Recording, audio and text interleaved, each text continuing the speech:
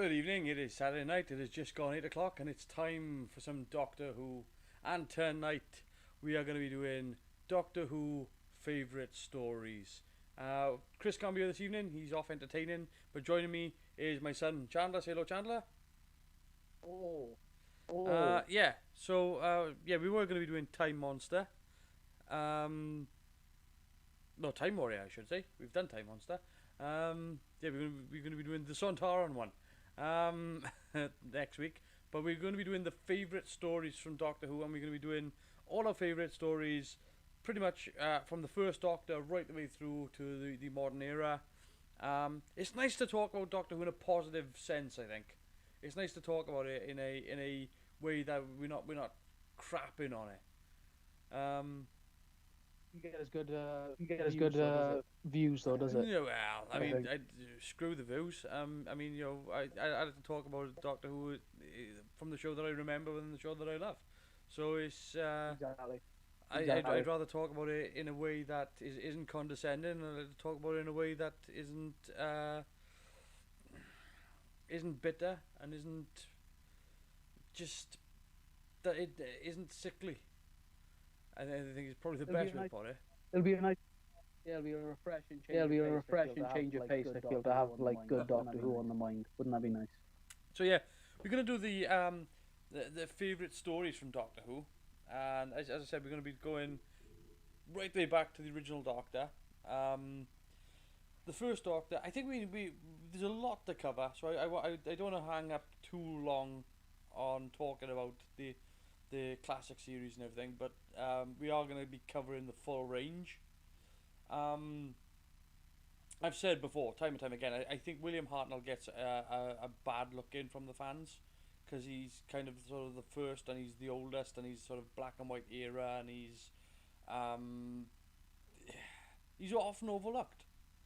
He's so often overlooked as a good doctor, and he is this he is this bitter, grumpy, crotchety guy that's got this wicked streak about him whereby he'll do things because he fancies taking a look. He's got this moment whereby he's willing to sort of be this devious little sod, and but he's also the doctor that doesn't take no crap.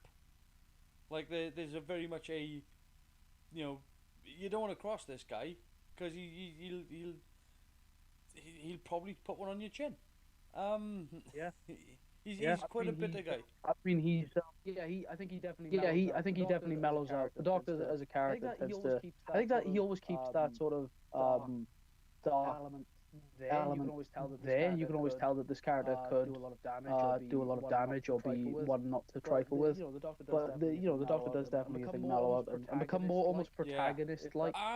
If that I think there's a it. point whereby I mentioned this a couple of weeks back when we were talking about Twice Upon a Time, in how they really sort of did Hartnell's Doctor a bit of an injustice in that story, where really they portrayed him as this misogynistic dinosaur of a character, and he's not that at all. And I think that there are sweet moments with him, and there are hard moments with him, and I think that there are tearful moments with him, and he covers a range, and he gets lost so much easily in the shuffle, and he shouldn't because William Hartnell set the pace, and he really did. There was a time whereby they were still discovering the character along the way, and I think that what he contributed to the character was actually this no nonsense approach to something that he found repulsive.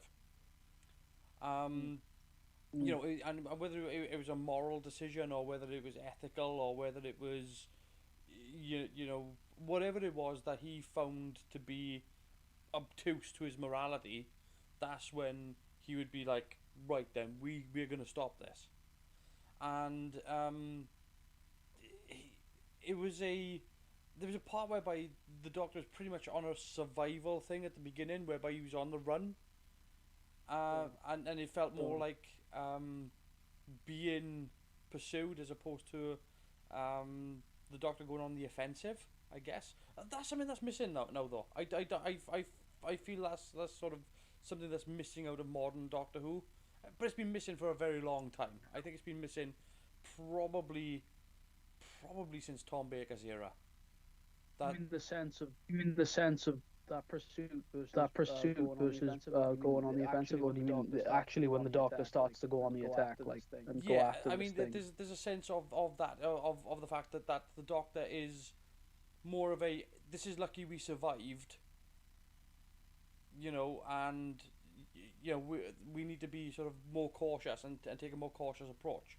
But the other thing that the Hartnell Doctor brought, which they still don't do, or don't do very often, which is why I loved the story Listen in the Peter Capaldi era, and it's that they can't write good stories now, or it's very difficult for them to write good stories now, which are absent of a villain. I've noticed a few stories in Modern Who that definitely did not require a villain for that story to work, and probably Yes. be better. Otherwise, Rosa is an Yes. immediately comes to mind. Although there is really a Doctor Who episode nowadays that doesn't have some kind of monster or But creature you go or right the way attack. back to the Hartnell era, and you've got like an episode like Edge of Destruction, and Edge of Destruction has no villain whatsoever. It's just like a cock up in the TARDIS that causes everybody to go nuts. You know, it's exploring ideas with time, which for a show that's about time, I find it odd that it's so little in the show. I feel like time travel nowadays, and has been for a very long time, is more of a plot device to get the heroes to the next story. You know what I mean? Rather than be the focal point of a story. It does happen now I and mean, then, I but think one of my it's not. favorite times, I think, is probably which one? What one is it? Probably the whole sequence of Pandorica opens, whereby Where there's that yeah. going on. Yeah, when going Matt on. Smith shows up with the mop and the fez, and he's like, "Aha!" and it's like, you know, this is getting confusing because it's all back and forth, but it does actually line up and pan out. I think that's really clever, and that's what they should be doing a bit more of, or that's more of what I would like to see in the show. Is the ability to fiddle around inside time. But anyway, let's go back to the William Hartnell era of storytelling. And I think I'm going to start off by talking about some of my favourites. Before I think I know what my favourite is. I think I'm going to put a couple out there that's going to say, well, you know, there's a couple that are possibly, potentially, in my favourites. I'm probably going to lean towards. Like, I like Sensorites. I think Sensorites is an interesting alien story. And obviously, again, there's a lot of people that would say that the Sensorites are probably a proto-Ood. And I've heard that connection that they're probably a cousin species, which is kind of interesting. But I think my lean-to for favourites are definitely the War Machines. I think War Machines is a fantastic episode, whereby you've got this machine called Wotan, and it's basically Skynet, and it's pretty much Wotan is pretty much Skynet, and it's kind of like, you know, the robots from Terminator 3, the robot the things that go driving around here with the guns. It's basically he sets those loose on London. And it starts. It's looking for world domination, and it's going to start like this massive war. And the Doctor's had to like talk it down and deal with the situation. And it's, again, I've said this before. This is probably the Doctor's first badass moment on screen. It's definitely a moment whereby Hartnell's Doctor gets his, like, yeah, you're messing with the wrong guy. You know. It's a lovely moment. It's not a bad story, and it's one of those moments where it gives you a cliffhanger, which is not quite a cliffhanger. But, like, you know, Wotan has just taken out the military. Sure. So it kind of, you know how hard these machines are. They've just killed mobsters. They've just killed gangsters. They've just killed the military. And it comes out of this fog, out of this warehouse, and there's the Doctor just standing in the middle of the road, clasping his cape and just looking grumpy at this machine. And he stands right in the middle of the road, and that's where the cliffhanger is. And when it cuts to the start of the next episode, then he's just standing, he's just waiting for this machine to come towards him, and he's just like, man, that is hard. That's proper hard.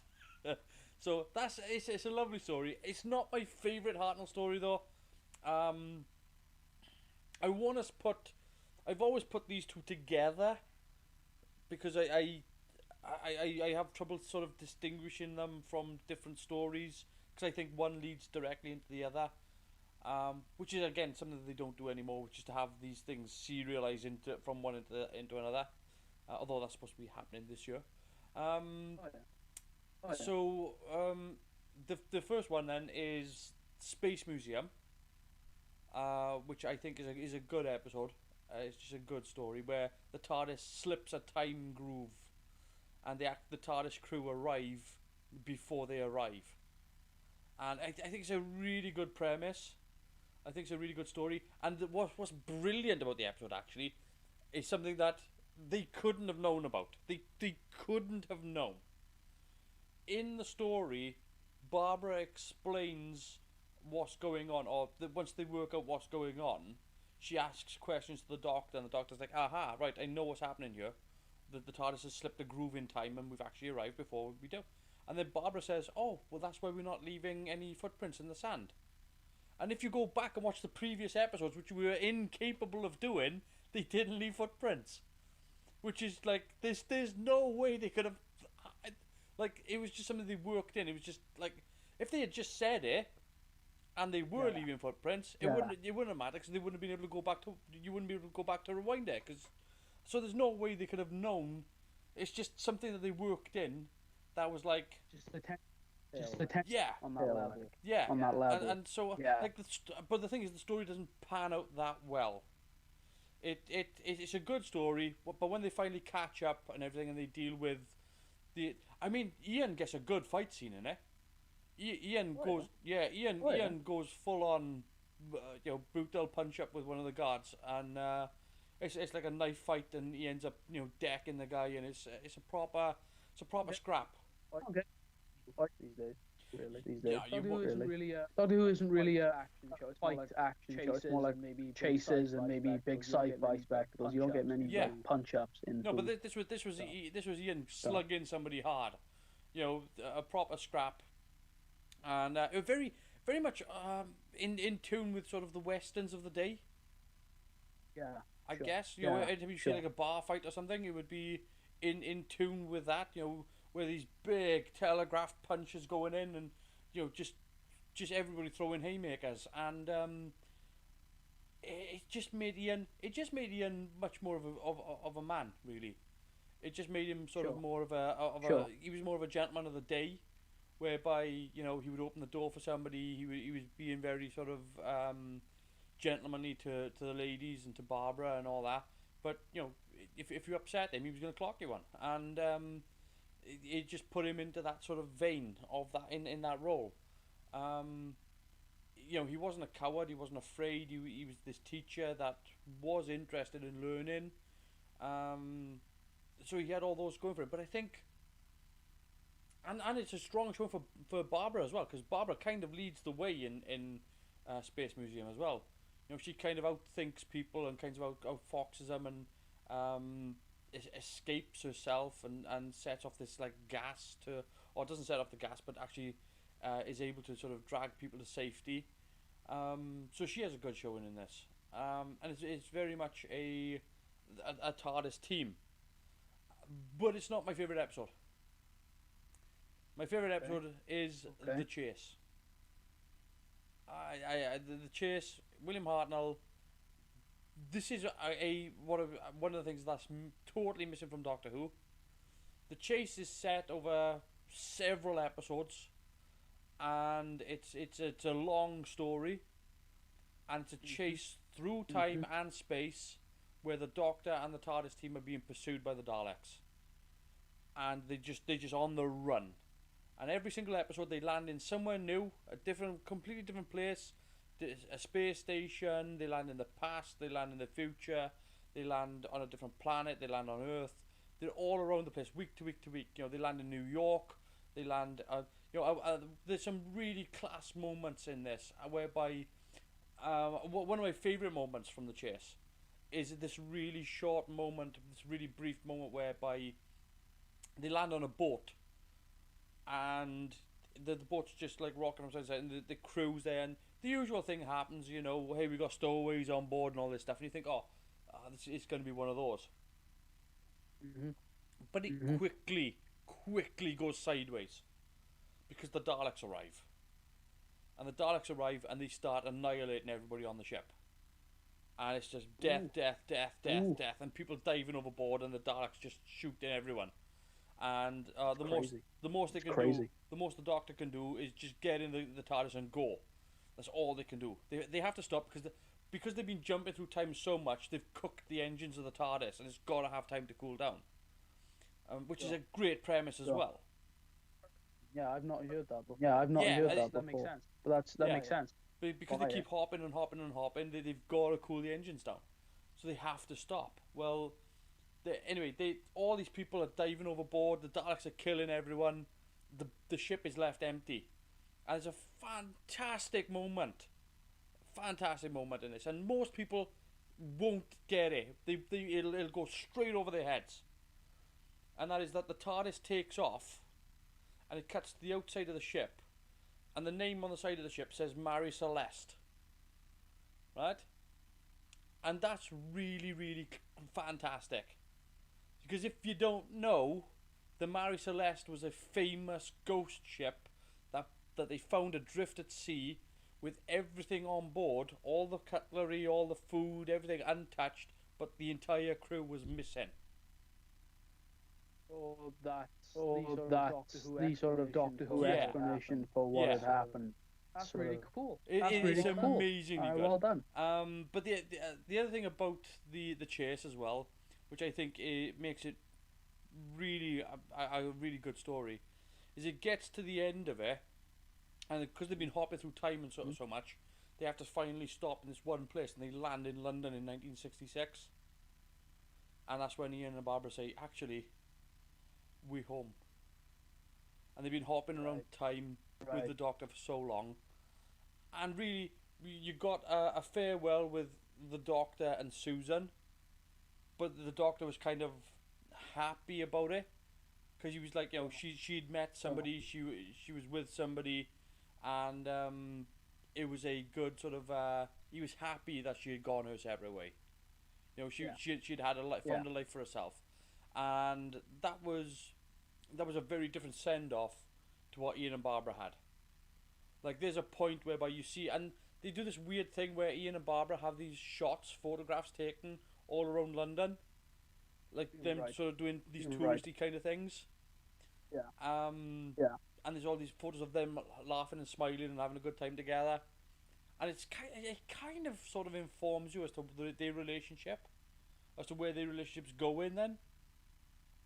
But I think when it cuts back to the Doctor, he's wounded.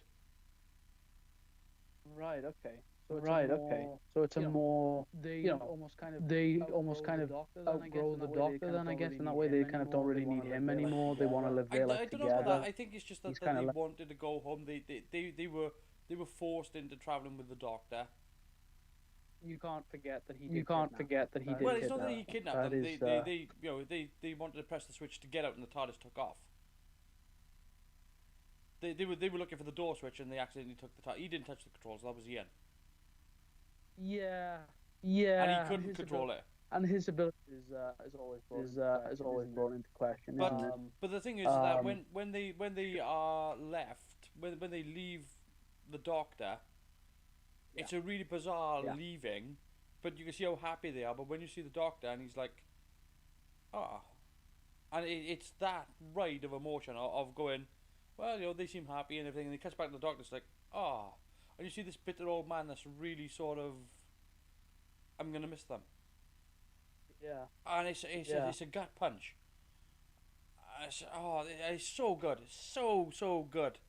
Um, and again, that's why I don't like people who crap on the first Doctor as well, because you get these stories like that where there's so much intelligence put into the mechanics of these stories.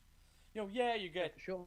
you get for sure. obviously you get shows whereby people are dressed up in giant bug outfits and all that, but you also get moments like that whereby and the Chase does some brilliant stuff where they jump to like 1986 and there's the Daleks are fighting in this fun fair and they don't realize that the people that they're fighting against are actually animatronic.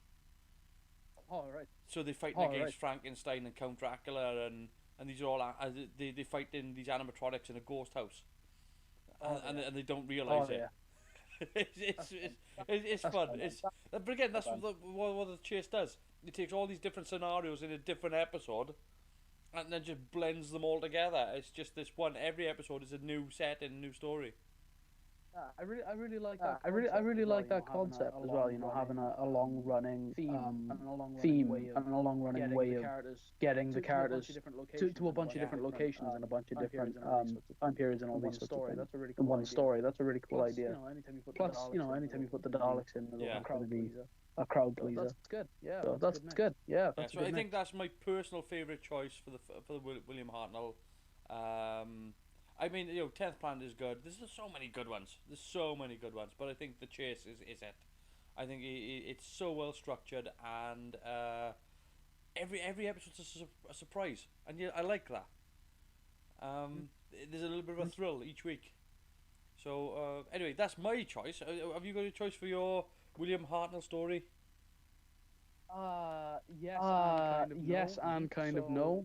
So, if it wasn't apparent in the previous conversations or part of this conversation, I don't know much about William Hartnell's run as the Doctor. I probably fit into that category of not necessarily overlooking him, because I've enjoyed pretty much every William Hartnell story that I have seen. But I have seen less of his run than probably any other Doctor. And then which I haven't actually seen much of Patrick Troughton either. But at least with Troughton, I have a definitive favorite episode. Two, maybe. But Hartnell, I'm just more familiar with his first couple episodes. Unearthly Chiefs and the Daleks and Edge of Destruction. And I like the 10th Planet a lot, or at least the version that I've seen of it, the one that's been sort of recreated through. The best. I would think it feels like cheating to go for the 10th Planet because it's not. We don't have the full episode in its original intent. Exactly. Yeah. So as a story, I'd say the 10th Planet's probably my favorite. I do like Edge of Destruction because I like the sort of it's almost got like a Lovecraftian kind of horror vibe in the episode. Like they're all stuck in the TARDIS and it's all there's something they think for a long time like something's got inside and it's this weird and it does, and I do like a Doctor Who episode with a bit of cosmic horror thrown in. Again, it's very much like Listen. It is, yeah, exactly. It is, yeah, exactly. In that way, so I am actually tempted to put Edge of Destruction. That's the one, but it's a very limited pool that I'm drawing from for Hartnell. But I'd like to see more. I think I probably should go on BritBox or whatever and watch more of his run. Definitely. So avoid gunfighters. This is no good. It's okay story, but it's tedious as hell. It gets old fast. All right. It's still funny, but there's this for some reason they got this song playing through it. Everything this like country and western type song, but old timey, and it just gets old really quick. It's like somebody shut that bitch up. Yeah, I get you. Yeah, maybe it wasn't intended to be watched. No, it was definitely meant to be watched week to week, but it was still. Like, you're sitting through and it's just like, oh, make her go away. Yeah, alright, I'll have to keep an eye out on that one. But yeah, so I'm gonna say maybe Edge of Destruction for Hartnell. I do like an Unearthly Child because Unearthly Child is sort of has the factor of it's the first one. I left Unearthly Child off my list because there are two versions of an Unearthly Child. And I think that even though the second version is better than the first, I prefer Carol Ann Ford's performance in the first than she is in the second. She in the original pilot, she plays the character really strange and really weird. Sure. Whereas in the second version, she plays a bit more of just a straight teenager. Makes sense. Makes sense. I think I've only seen the one that is on DVD. Oh no, I mean there are two of them on the DVD. But I remember her being weird. I remember her being strange and alien, like as a teen. Why she talked about all these things and stuff. Yeah, but she's so you know which one is the original pilot. In the opening scene, the camera work is shoddy, and I mean like it's pretty shoddy. Like you know the opening whereby the policeman's walking through the fog. Yeah. In the TV version, the camera sort of tilts and just follows the policeman around until you see Foreman's yard, and it goes in and then it goes. It's got a nice long entrance into the Foreman's yard, and you close up on the TARDIS. Well, in the original pilot version, for some reason, the camera likes to spend an awful lot of time looking at a painted grate on the floor. And so it's like, you know, in the story, that grate will come into significant importance. Yeah, I'm pretty sure that it's going to rain heavy. Yes, exactly. Yeah. So yeah, so you're going to go with probably Edge of Destruction. Edge of Destruction. Okay, that's again, it's a good story. There's nothing wrong with it. So that's Hartnell. Let's move on to Patrick Troughton now, my Doctor, my favourite Doctor. Yeah. The Doctor that inspires all other Doctors. I don't care what anybody says. He's inspired the 7th Doctor, he inspired the 11th Doctor, he's inspired so many. David Tennant, I know David was a big fan of 4 and 5, but you know, I think there's a lot of people, including Peter Davison, that would all look at Patrick Troughton as their Doctor. Even, you know, he was the Doctor's Doctor. It wasn't, and what was unusual about me falling in love with him as the Doctor was the fact that he wasn't my Doctor. Sure. You know, when I was growing up, I grew up through my first encounter with Doctor was Logopolis, and then it was Peter Davison, Colin Baker, Sylvester McCoy. We had the Wilderness Years, Paul McGann, and then into Christopher Eccleston and David Tennant. So I acknowledged that David Tennant was probably the best Doctor, and then the more I was seeing of Patrick Troughton through DVDs and things coming out, it was just like, this guy's doing something. This guy's really bringing it. And it's when you look back at all the stuff he did, and then you go, that's where it came from. Yeah. And it was him, and it's usually him that it. Like, there's this little trick that he does, and it shows up. Peter Davison does it. Sylvester McCoy does it. I think at one point Peter Capaldi did it. And it's this thing where the Doctor's trying to decide which way to go. And he's like, and he doesn't know, and he pulls a coin out, and he flips the coin, and he goes like that, and he goes, looks at that, and he looks that way, and he just walks that way. And, and it's this little trick, and it was Patrick that came up with it. You know? So he does things like that, and this little, he was renowned for improv. So he would improvise lines and things. There's this little moment in Tomb of the Cybermen whereby they're walking in and Victoria's outside, and he goes, come on Victoria, and he puts his hand down and he grabs his hand and he starts walking in, and he realizes he's holding on to Jamie, and he sees it and he's just like, get off. You know, and that was all improvised. You know, that's. Wow. Okay, I didn't know. Wow. Okay, I didn't know. He was really good. I mean, if you look at him and his performance as well in the 2 Doctors. Yeah. He's improving a lot, and he is. I mean, he steals the show in that. You know. I don't know if it's fair to say. I don't know if it's fair to say because he's against Colin Baker that it's. People tend not to like Colin as much as. Colin is a rough deal. I think he does, doesn't he? But he does, doesn't he? But I think even so, it's a real sort of it's you know if there was a performance in that episode worth watching, probably Troughton. Yeah, I mean the thing is, look, there's I think it is unfair because Troughton brings so much experience to the part. Yeah. and he brings so much. I mean, he was a well-established character actor before he even got the part.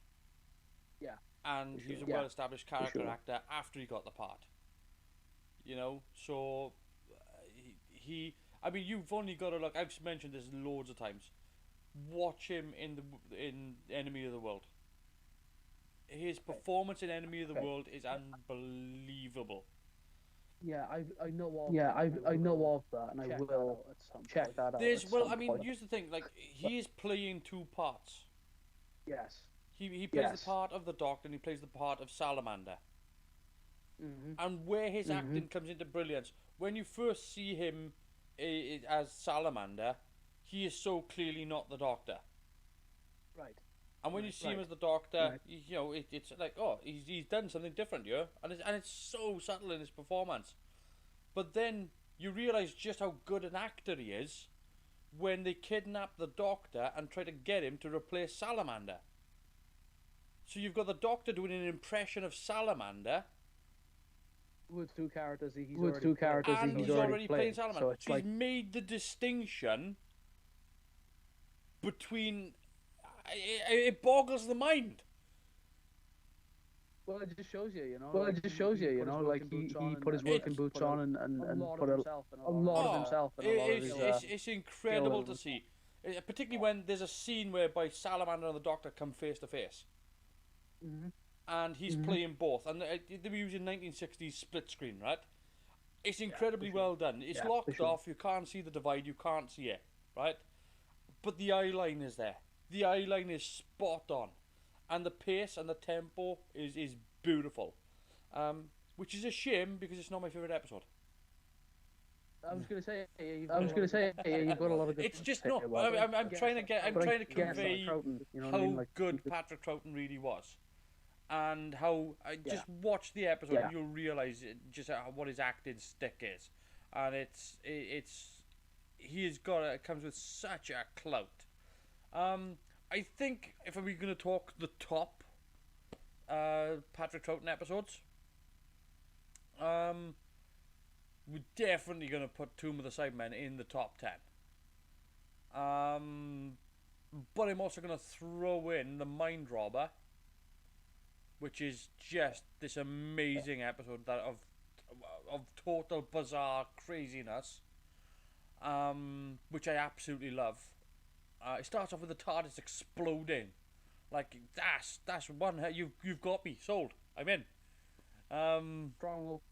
Yeah. But the other thing then is the fact that you've got this entire plot which takes place in the land of fiction. Okay. And you've got these amazing characters popping along, and it's the Doctor's trying to work out what's going on because they've got these large towers and everything. And they can't work out, and they ask Jamie to climb up to the top, and he climbs up to the top, and it's just like these giant words, and you're looking actually down on these, and they're actually walking in between the words. It's really bizarre. It's really well done, and you know, they encounter these different characters. They encounter Gulliver. They encounter this. This is one of my favourite ones, which is a callback, which happens later on. In this, it doesn't happen in this. It happens in another episode. But there's a character that they introduce in Doctor Who, which they've never brought back, which I don't understand why. Right? And it's a character called the Kargas. Right? Okay. The Kargas is a 21st century comic book character. He's a comic book superhero. Right? And he's invented in this comic in the 21st century. He's got this sort of muscular body armor, like proper sort of like foam rubber body armor, but it's like carved into muscles. And he's got this like Zorro type mask bandana on, which covers the eyes. So it's not like a domino mask. It covers the head as well. And he's supposed to be super strong. And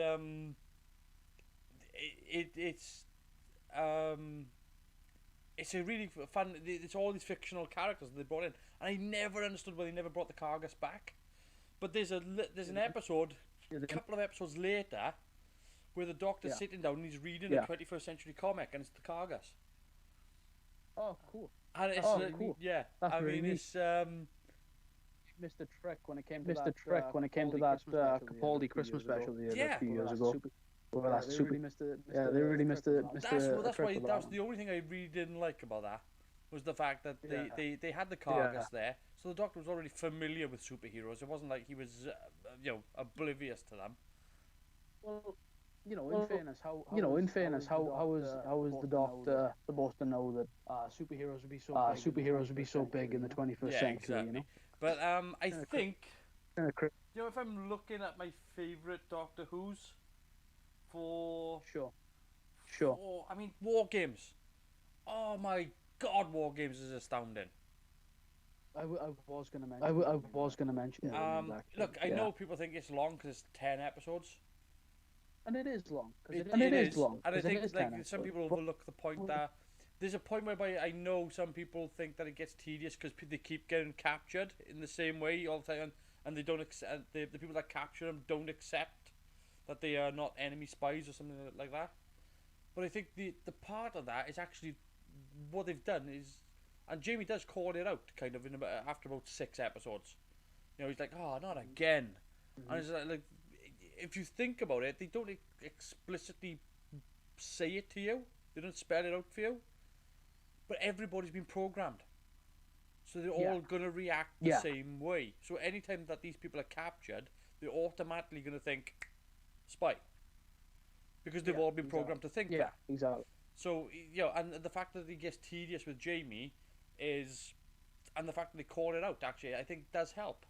Because it's clearly intentional. It's a part of the storytelling that they're going for. It's not like they relied on a trope. It's like, no, this is a part of the fact that you feel the tedium, it's actually you're supposed to feel it. Yeah, it kind of puts you with Jamie. You're going, oh, not again, and Jamie goes, oh, not again. It's kind of like he calls it out. Yeah. There is the argument there. There is the argument there where it's also if it's intentionally tedious, does that make it less tedious? I guess but it drags you along with it. It does keep you in that. It does keep you in that sort of in that character's mindset as well. I guess it kind of pays off. I guess it kind of pays off with the resolution at the end. You're kind of glad that it's that they've defeated the situations over they've saved the day. I think the end of War Games is the thing that I remember the most about the episode. Which is it's a 10 episode. It's a 10 episode. It's a 10 episode story, I should say. And some of the it's been a long time since I've seen it. Some of the details can be fudged, but the end of that episode is kind of crazy. And that's what tends to stand out. I think as well. I prefer the look of the Time Lords in that story. In that it's right. What's interesting as well is that is the costume that they wear is the costume that the young Master wears in the first time we see him. Where he stares into the schism. He's wearing their costume. That's a really cool little detail. That's a really cool little detail. Like they did not have to do that. When they did. Whichever it was. Last of the Time Lords or whichever one. I like that they're a bit more, they look a little bit more dignified in a very traditional way, but I do think that when you compare it to the kind of the overall tone of Doctor Who, I think the Time Lords look is iconic in the right way. You can't mistake that outfit for another Kygalian race. I think what I like with those Time Lords as well is that they're more godlike. You mean the more ones, the sort of Tom Baker onwards, that kind of thing. I think something happened along the way whereby they stopped being these all-powerful entities and just started being these librarians, and it just like it took something out of them.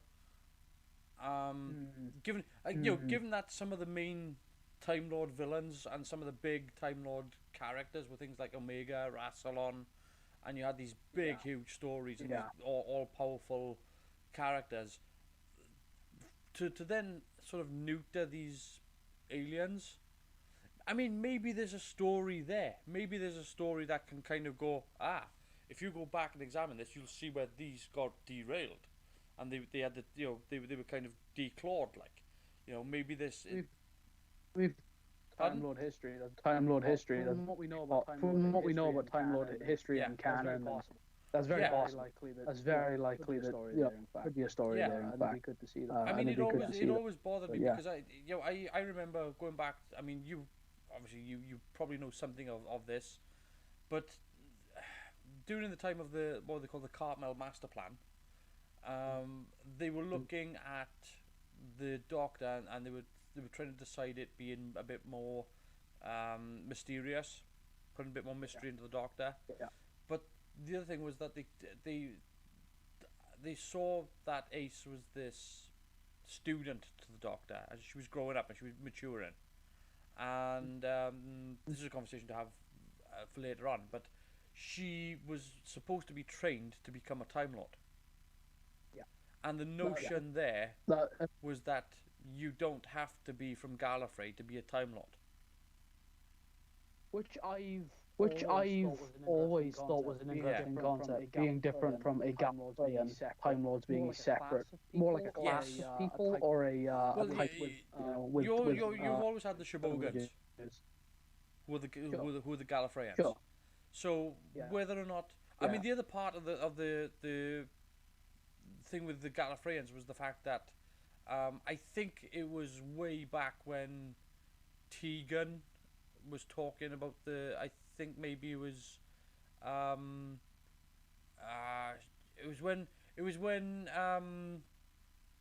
it was during the Five Doctors, I think.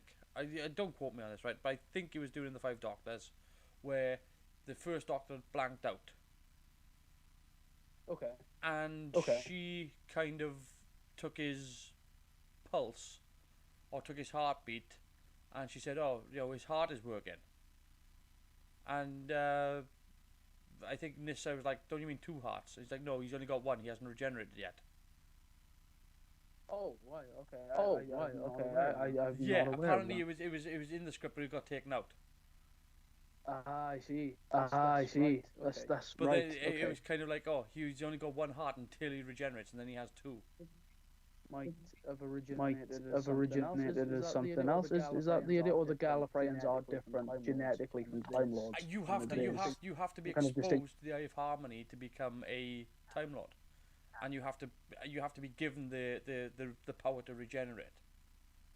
Or as it is these days, you just have to be genetic, which wipes out so many problems, and just creates so many holes. But we haven't got there yet. But let's go back to what we were talking about, which was Patrick Troughton. Patrick Troughton's Doctor, favourite story. Let's just cut to the chase here. I'm gonna go with Macra Terror. The Macra Terror. Now, again, I was gonna say Tomb of the Cybermen, but I've got to be honest though. That Blu-ray, I know it's an animated adventure, but they stepped their game up on that. They took what was written in the script and they just made it this badass story. And these things are creepy as hell. It looks cinematic. It's fantastic. And I know I'm 50-50 in on this because it was like, how do I want to approach this? And it's like, well, actually the story hasn't changed. It's the same story. All they've done is made it look like what was in the script. Sure. You know? Sure. So with that, you have the advantage of the fact that you aren't. You're limited still with things like budget and time, but you're not limited in terms of what you can actually put on the screen. Well, they followed a lot of what was intended. They followed sort of the set designs and so on. But some of the things that they did were things like that wall there, that's right there. They're gonna knock our back 50 feet. They're gonna raise our ceiling up an extra 20 feet. They're gonna make this grand hall look like a grand hall. When you see the computer on the screen, it's this big, long, arching perspective screen that goes off into the distance. This huge face on the screen, this very big brotherly type sort of huge computerized face, and not just this monitor on the wall. So they really went really epic scale with it, and again, when you see the Macra moving around, like it's not just this prop that's just doing this. I get you. These things are moving, and they proper creepy moving across the screen. It's beautiful.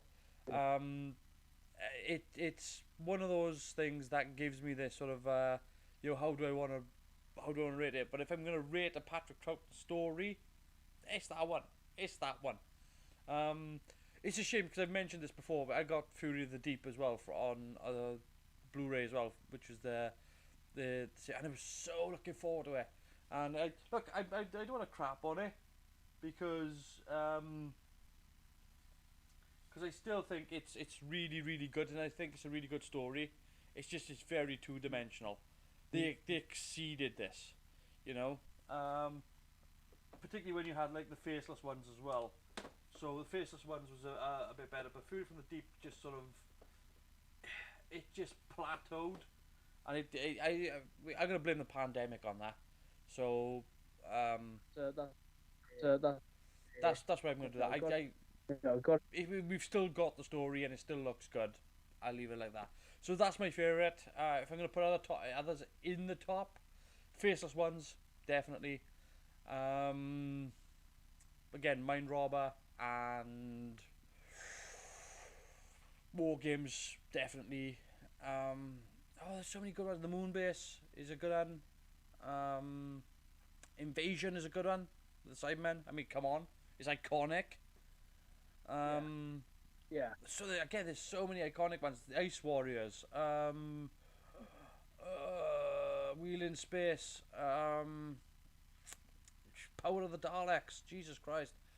It's just bat for bat for bat. They just hit home runs everywhere. But yeah, I'm gonna settle on Macroterra. Interesting choice. Macroterra. I have not yet had the opportunity to watch that one. Because it's I'm sure I will. Look forward to it. But for now, I cannot in good conscience. I thought about War Games. I cannot in good conscience pick War Games because it's been too long since I've seen it. And like I said, the last part of War Games is the most memorable for me. So with that being said, and the fact that I am lacking a lot, honestly, until we get to like Tom Baker. I'm kind of a bit light on the ground. But I'm gonna have to go with Tomb of the Cybermen because it's the story that I've seen probably more than once and has really stuck with me. The Cybermen in that story There's nothing are wrong with deadly, liking that. and they are. I mean, I get you, but it is the story I think that I immediately think of when I think of Patrick Troughton's Doctor. So I kind of have to. And it's got that brilliant speech where he's talking to Victoria about his family. And he says his sister, no. You know, if I want to, I've got my family right here. You know, and that's the beauty of it. But I only need them when I need them, and it's like it's just a lovely Doctor moment. It's the rest of the time they rest in my mind. That's lovely. It's a brilliant little moment. There's nothing wrong with liking Tomb of the Cybermen. Good solid story. They dominate in. They fire lightning bolts from their hands. They do. That's crazy. The big huge giants that are lumbering and emotionless. There's so much to like about the story. The fact that these people, it's a sort of an Indiana Jones adventure where these people are trapped inside the Temple of Doom. I can't knock it. I know some people that kind of knock the racism in it, but I think that the people who knock the racism in it don't understand that it's not racism. The fact that they see Toberman as a slave, that's not what they say. He's the servant. He's the manservant. He's the person that is paid to be a servant. Like when people have servants. I understand what you're saying. It's not racist. And I absolutely. It's like having a butler. No, it's not. It's like paying people to serve you on an expedition. It's like having these people to carry your bags. Yeah. It's these people that are to do the labor work because you have paid them to do that job. Yeah, it's although the idea of a It's not come from a British perspective because it's definitely come from more of an American perspective because they don't see it. Yeah. I never really noticed that in the episode up until I think I've heard somebody point it out before, but it was one of those things where I didn't really see where they were coming from because it never. I mean, look, maybe it was one. I always thought maybe it was one of those things where I didn't see it at the time because I was too young to really understand it. But sort of looking on it, there aren't really implications there that it is a slavery thing. The fact that that person is in a role of a more like you said, almost a what do you call it? Manservant. Submissive kind of role. Yeah, That's what it is. Yeah, that might be considered unfortunate if you look at it through it's those only lens. it's only unfortunate that people think that way. That's the problem. Is their brain is the problem. I would say that is true. It's more from that perspective. It's more unfortunate what if they'd cast him in the role of a bloke serving chips? He's still a servant. Yeah, exactly. That's I think what I'm trying to say. That's I think what I'm trying to say. It's more the fact that like it's more unfortunate that they look at it and that's the first thing that comes to mind. That's not a fault with the script. It's not a fault with the script. It's not a fault with the story. There are some darker made up people in this. But again, I don't have a problem with that because there's no difference between what they did.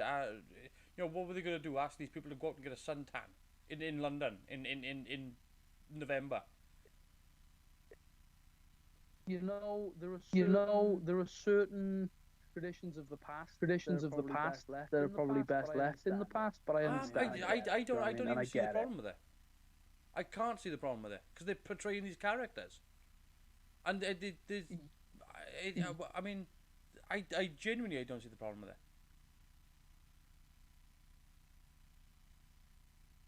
Well, it's not like they were. It's not like they were doing Robert Downey Jr. does Tropic Thunder. No, that's. Well, I mean, yeah, but even then, that one's actually a whole thing anyway. I think that kind of does actually point up the good absurdity of that situation. I definitely, but that's actually what they were going for in that film, wasn't it? It was the idea of a character, of an actor, taking things to that sort of extreme. Whereas in actual traditional media, it's often, I think it's because it just comes from a place where it's often been used to mock. And that's not. It's more the representation of what that practice is, rather than how it's actually being used. Yeah, I mean, I think that I mean, we've got an integration from, across the pond. Whereby that is true. Because again, you look at how people talk about segregation and things like that. We never had that here. It was never a thing. No. We firmly didn't have a problem with, people of different ethnicities. That's never been a thing. No. On a more individual basis, those are people having their own opinions on things and whatever. But we've always had more of a thing with like class structure and those sorts of issues when it comes to this country. I feel. However, it's always been important to kind of state, the world is sort of getting smaller now. The way media is sort of outputting, especially from the States and other places, we all kind of become a sort of global community. So I think it's important to keep those things in mind. Looking at it, and it's an episode from what was it, early '70s, late '60s? Yeah. So it's there are things in there that are worth kind of taking note of, and how people might feel about them is their own way. I don't think that stops the episode itself from being probably the best one, in my opinion, that I've seen in Troughton's run. So okay, so that's Patrick Troughton. So you went with Tomb of the Cybermen, I went with Matt Rotera. Now we move on to John Pertwee. He's in colour. He's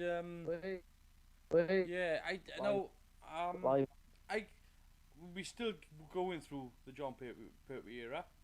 Currently, week by week, we're going to be doing Time Warrior next week, and building up to Planet of Spiders. I think we've kind of passed the great episodes in Doctor Who with Pertwee. I think that we've kind of plateaued those, and we're heading on into an area whereby it's kind of Monster of the Week. it's really, I mean, we're in a sour area now because Roger Delgado's passed away and all this stuff, and so there's a cloud hanging over the show. Um, if I'm looking at what I consider to be some brilliant episodes of Doctor Who from the Jon Pertwee era, I mean, the Curse of Peladon, it is a strong one. I feel. Obviously, Spearhead from Space. Is another strong outing. I mean, that's the first outing. You know, I feel like we're a stronger. You know, building up to the Three Doctors was kind of where the show was heading, and production wise, it seemed to go ups and downs, ups and downs, ups and downs. Frontier in Space is good, but it's so studio bound. It's still done well, but it's got its own problems with tempo and so on. So it's tricky because with Doctor Who, particularly with the Pertwee era, it's one of those stories. It was one of those episodes whereby the Doctor's kind of expanding on the character. He's trying to leave behind what Patrick Troughton had done, and he's trying to create his own new thing. So he's being this more Bond-esque type character, and Bond was doing big business at the time. Goldfinger had come out. You'd had all these, Diamonds Are Forever, all these, big films. So Pertwee's kind of a more action man type guy in that anyway. You've got episodes. I mean, I'm just looking at some of the episode lists now. Let's just go through them, right? Spearhead from Space, brilliant. Doctor Who and the Silurians, brilliant. The Ambassadors of Death, brilliant. Inferno, outstanding. Terror of the Autons, aside from the visual effects, brilliant, which they have done new visual effects for, by the way. If you go take a look, you can see the new visual effects that they've done for Terror of the Autons. Looks good. Mind of Evil, good. Claws of Axos, it's good. It's not great. Colony in Space, good. Demons, bloody good. Day of the Daleks, oh yeah. Curse of Peladon, Sea Devils, The Mutants, The Time Monster, Three Doctors, Carnival of Monsters, Frontier in Space, Planet of the Daleks, The Green Death, Time Warrior, Invasion of the Dinosaurs. I'm not looking forward to that. Monster of Peladon, and then the Planet of Spiders. I mean, it's just a roller coaster. Yeah. If I'm gonna be honest with you, I think, and this is just me, Day of the Daleks set a whole new standard. Day of the Daleks, when they decided to special edition that, it just set a whole other peg. This was how you special edition something. Don't do what George Lucas did. Do this instead. I see. Where they decided to actually get hold of a Super 16mm camera, go back to the actual locations and refilm stuff because they couldn't do it in the original script. That was brilliant. I think I remember watching the special edition one before actually seeing the original. And then comparison and just being like, man, this is not hitting the same at all. It's pretty epic. It's got battle scenes and all this other stuff. The original one just doesn't pack the same point, and it's the same story, relatively speaking. But you just get so much more spectacle. The fact that they added in things like strafes, bullet strafes, and squibs, digitally, so it just tears up the turf. It makes it feel a lot more dangerous because they're not just firing off these bullets and things are just going oh, it's just the sound. You can actually see the danger sort of thing, where you see these bullets just sort of peppering the ground, and splashing into the water. And it's almost like something you might see in like the A Team or something like that. You know, well, there's not necessarily the level of violence, but there's bullets going off. It definitely makes it feel more graphic. The fact that you can see the bullet hits. Yeah. I don't know why, but it's not just, you know, you can actually see the strafes and everything, and it just makes it like, it just increases the intensity on the screen. My big negative for it, which is something I don't understand why they did, is the jump into the future whereby they've got these CG Dalek buildings. Yeah. And it was just like, why, you've got a 16mm camera, why didn't you build a model and just shoot it? I guess it would have depended on what talent and staff they had at the time of working on this remaster. But that's the thing. It's a big negative for me because like CGI, it just doesn't mesh. No. And it's aged as well. And look, I think it was Rob Semenoff. I could be wrong. I think it was Rob Semenoff who done the CG on it, and he done a lot of work on the special edition of that. Yeah. And it was a lot of updating the Dalek rays. I mean, that's another thing. Well, when the Daleks attack the mansion, when they fire the rays, there's this shot whereby John Pertwee's ducking and diving, and in the original version you can't see. There's nothing. There's nothing to see. He's just sort of like ducking. In this, they've actually put the Dalek rays in, so they're scraping past him. Yeah. And it's just like, oh, that's intense. That's that. You know, it adds to that sort of action man or almost Bond-esque feel of the era that it. I think the thing with what you were saying about CG is that it does kind of have that problem that George Lucas has in the Star Wars remaster where it just doesn't fit. I totally blame him. Yeah, you blame him. But it does have that same issue. You can tell that this was composited later. Whereas the rest of the remastered stuff, if you didn't know it was remastered, you probably wouldn't be able to tell. You know, it's a lot of this looks like it fits. You know, the extra Daleks, the more the ground hits going off, like you were saying, the extra rays they've added. The extra Daleks and the Ogrons. It looks like they've got an army. Yeah. Which in the original it was like what, three? It was an Ogron and two Daleks walking down a field. Yeah. And that was it. I mean, you've got to remember when we were talking about this before. In this time period they only had 4 working Daleks. The rest were all dummies.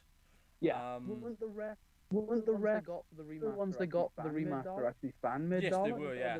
Something like that. I thought so. I mean, this is the problem I've got with how they're doing stuff with the special editions, is the fact that there is a Doctor Who community out there. Just ask people. People will do it for free. Somebody. I agree. That's a good point. Just to have my name, in the credits. Just to ask people, do you want to make a better version of Doctor Who? Yes. I'm doing that right now. Nobody wants you to do it. You're just doing it of your own volition, which a lot of people you'd have imagine, want some better Doctor Who right now. So, anyway, back to the Third Doctor and the Third Doctor stories. Where do you stand with your favourite episode? Interesting. I have a handful. Which is a bit more mainly because the previous two. Mainly because it's looking back on. So we watched the Green Death last week. It was an okay episode. It was an okay episode. I enjoyed it. I thought it was a good story. The effects were hit and miss. It was up to notes. But it really was absolutely. But there's a lot of it wouldn't be one that I believe I did see it before. But it wouldn't be what I look back on and remember. Like, it's memorable because it's Joe Grant's last episode. But other than that, it's not one that I would look back on and go, okay, this one, it stands out to me. Whereas there are a couple in Pertwee's era that, I would say Spearhead from Space is memorable because it's his first episode, but it's also a very good story, good episode. Plus, I already have the connection, because coming from my perspective of Christopher Eccleston being my first Doctor, having that connection between the Autons and Pertwee's era is kind of a cool little callback, and something that I retroactively watch when we do this. So I always remember that one on the list. Is it? I don't want to be. Is it? I don't want to be called up for this one, but the Sea Devils. That's the Master's first. That's the Master's first appearance, I believe.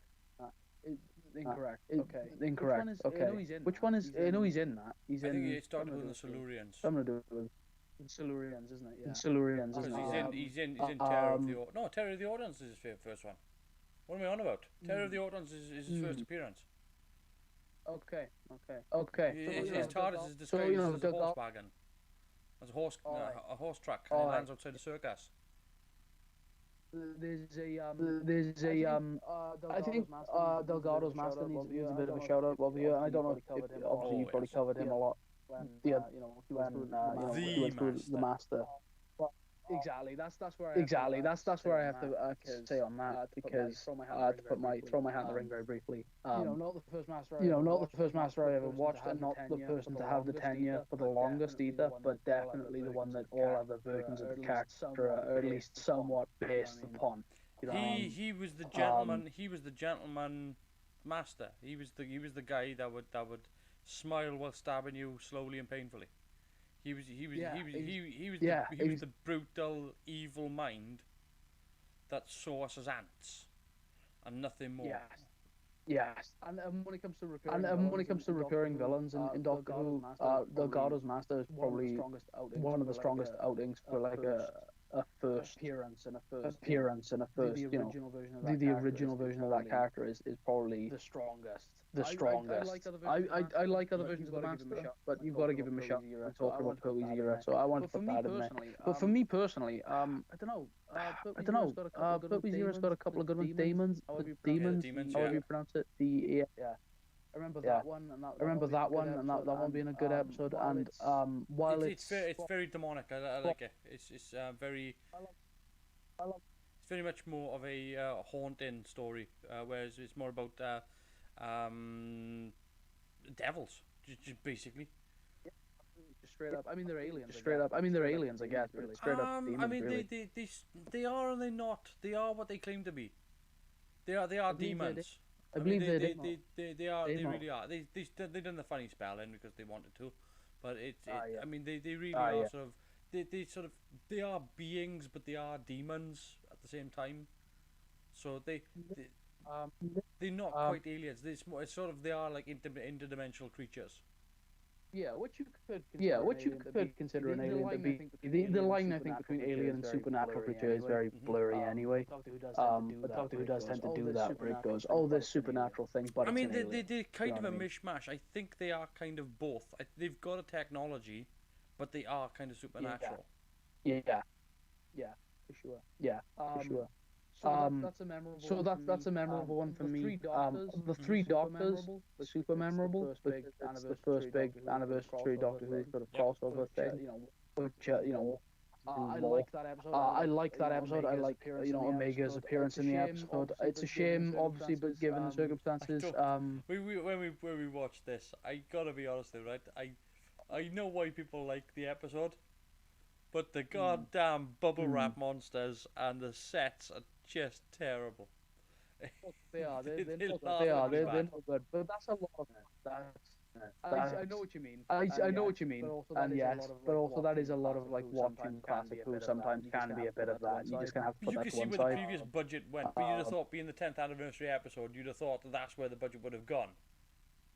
Yes, I see what you mean. Unfortunately, unfortunate that William Hartnell was in the state that he was in when they made that episode. Well, again, I find it odd because they like a lot. There's a myth about this episode that it was filmed in his house, and it's not true. It was filmed at Ealing. Sure. But the thing is, Sure. like, they could have had a body double for most of Hartnell's part. You didn't have to see Hartnell standing there, and they could have just recorded close-ups. Like insert shots and and put them in. And Similar eventually did with the five doctors when they just recast him, because obviously at that point he'd already passed. but here's the thing, like, I've said this before, like, a lot of people don't realise that Hartnell, by the time he got to that episode, he'd already been the Doctor and had a replacement and been the Doctor again. They'd already had somebody step in to be the Doctor in between. Sure. And a lot of people don't realise this, that they actually cast somebody else as the Doctor whilst Hartnell was still the Doctor. Because there was an episode where Hartnell was ill and he couldn't be the Doctor, so they cast somebody else and they put him in, and that's how they got around it. Was that they cast this other person, and this other person comes back as well in another Dalek episode, whereby he plays a robot version of William Hartnell's Doctor. Oh, okay. Crazy. It's bonkers. So technically, William Hartnell was the first and third person to play the Doctor. I don't know if I have a definitive favorite third Doctor episode. But just any one of those ones on the list are kind of the ones that spring to mind whenever I think of that run. I'm gonna say because it's a definitive answer. Yeah. But that, you know, Look, if that's the one you like, that's the one you like. I'm probably leaning more towards, I want to say, Doctor Who and the Silurians. Sure. Probably because it's big. It's a big story. It's 7 episodes, and it feels epic skill. It feels proper epic skill. It's where they actually called in the British Army and Navy to assist, and you don't get another episode like it. You know, and even today you don't get another episode like it. You just don't. There's not a single episode of Doctor Who that we have made since that episode that even qualifies in the same category. It's huge in scope, and it's got all, you know, they got submarines, they got helicopters, they got, you know, destroyers, they've got battleships. They've got the Navy helping out. They've got all these things. Like, it was a case of, you know, what do you want? You know, and Obey felt me to the director. The army to the director, and be like, there you go, put us in the film. I mean, it's just like you couldn't imagine having something that big these days. It's just bonkers. So that's good, but I am leaning towards Day of the Daleks. That makes sense. I am leaning towards Day of the Daleks. I think Day of the Daleks is potentially the pinnacle of... I mean, I do like the Demons because it's that dark gothic horror style, which I really do like. It's got witches in it. It's got, you know, it's got all this good stuff that you just want it to be dark and mysterious and all that. It does kind of peter towards it being just aliens again. Which is, I think I've mentioned this before, it's my least favourite trope in Doctor Who. And, so Day of the Daleks, because it just does what it says on the tin. Absolutely. I'm somewhat clear of Dalek stories when I don't have to, because I was going through this earlier, and a lot of Dalek stories ended up being top of the list, and I was like, okay, but there are going to be some later where I'm just like, I can't help it, it's a Dalek story and it's on the list, you know what I mean? Sure, we move on to the Fourth Doctor, and we got a lot to get through, but it's fair to say, you know, we've watched a lot of the Fourth Doctor recently as well, with things like Mask of Mandragora, Tales of Weng Chiang, Robots of Death, Face of Evil, Deadly Assassin, Hand of Fear, all great stuff. You know, I believe, you know, you were here when we watched Mask of Mandragora, and it was like, actually the musical score in this is bad. But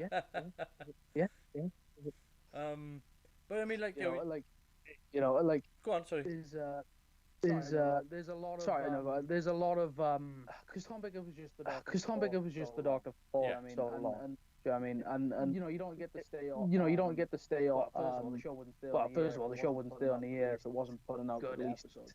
good The fact that he's episodes. got a lot of The episodes fact that he's got a lot of episodes consider that the some people consider the definitive, Doctor Who story. You know what I mean? He racks up quite a Yes. few. So I'm not as well versed in I'm not as well versed in like season what specifically season specifically an episode may have taken place in, but I do have a few sort of. Well, I mean, top like, of my you know, list early to on, pick. he was striking hot. I mean, you know, Ark in Space was his second episode. You know, the Sontaran Experiment was it's only a two-parter, but it's you know, But then the next episode after that was Genesis of the Daleks.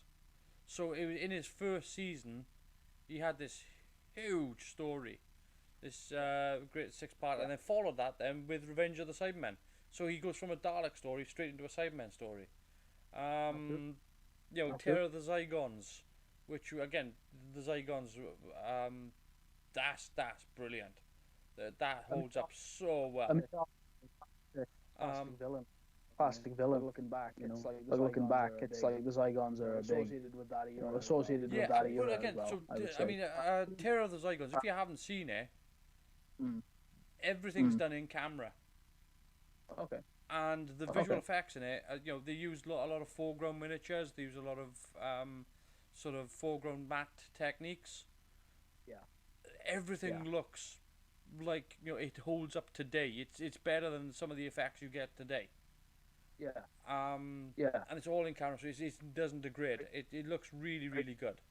Some of the sets, obviously for the Zygons, are a bit sort of like, that's expanding foam. But, you know, it's dealing with the budget of being able to execute.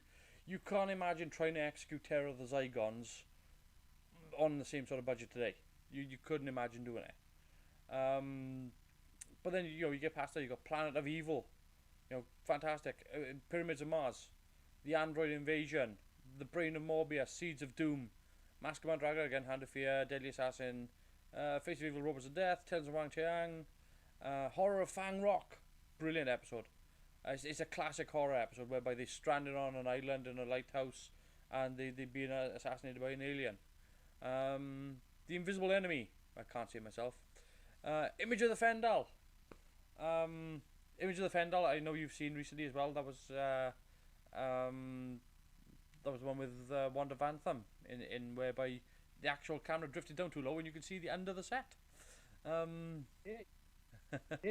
Sunmakers, Underworld, Invasion of Time, The Rebus Operation, Pirate Planet, Stones of Blood. No, this is the Keys of Time adventure. This is Androids of Tara, Power of Crawl, and the Armageddon Factor. It's kind of like the X Factor, but not as bad. Then you got Destiny of the Daleks, City of Death, Creature from the Pit, Nightmare of Eden, Haunts of Nemon, Sharda. Again, no, Sharda was a never produced one which actually ended up getting produced. Yes. It's the longest ever that a show was spent in production hell. It 40 years. You'd have to. Yeah, that would have to be the winner. That would have to be the winner. I can't think of anything else. You know what I mean? You know what I mean? 4 decades of all we're making it. Imagine that. It's a TV episode that took 40 years to air. And that's incredible. That's unbelievable. I thought, you know, Freddy versus Jason had it rough. Nah, nothing on that one. Like, they're talking about how you know, certain films end up in in production hell.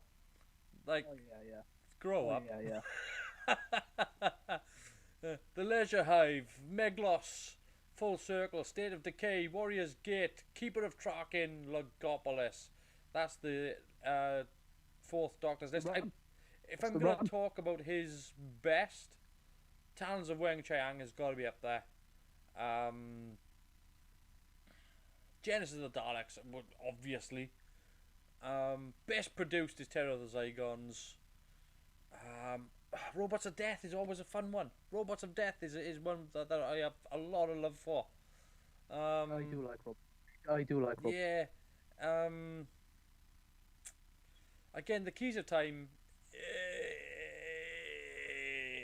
It's okay.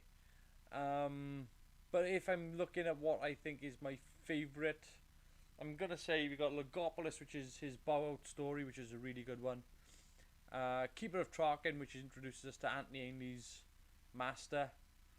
But I'm going to go back a little bit further because I think my favourite Fourth Doctor story, it's got to be City of Death. Yeah, the Doctor ends up in Paris with Lana Ward, and they're kind of trying to deal with this story that jumps back and forth through time to the very start of humanity to, present day, and the Doctor's trying to work out what's going on, and it's just this brilliant big story. It's not even set in London; it's set in Paris. It's good. It's good. It's really good. Yeah. I'm sure I've seen it.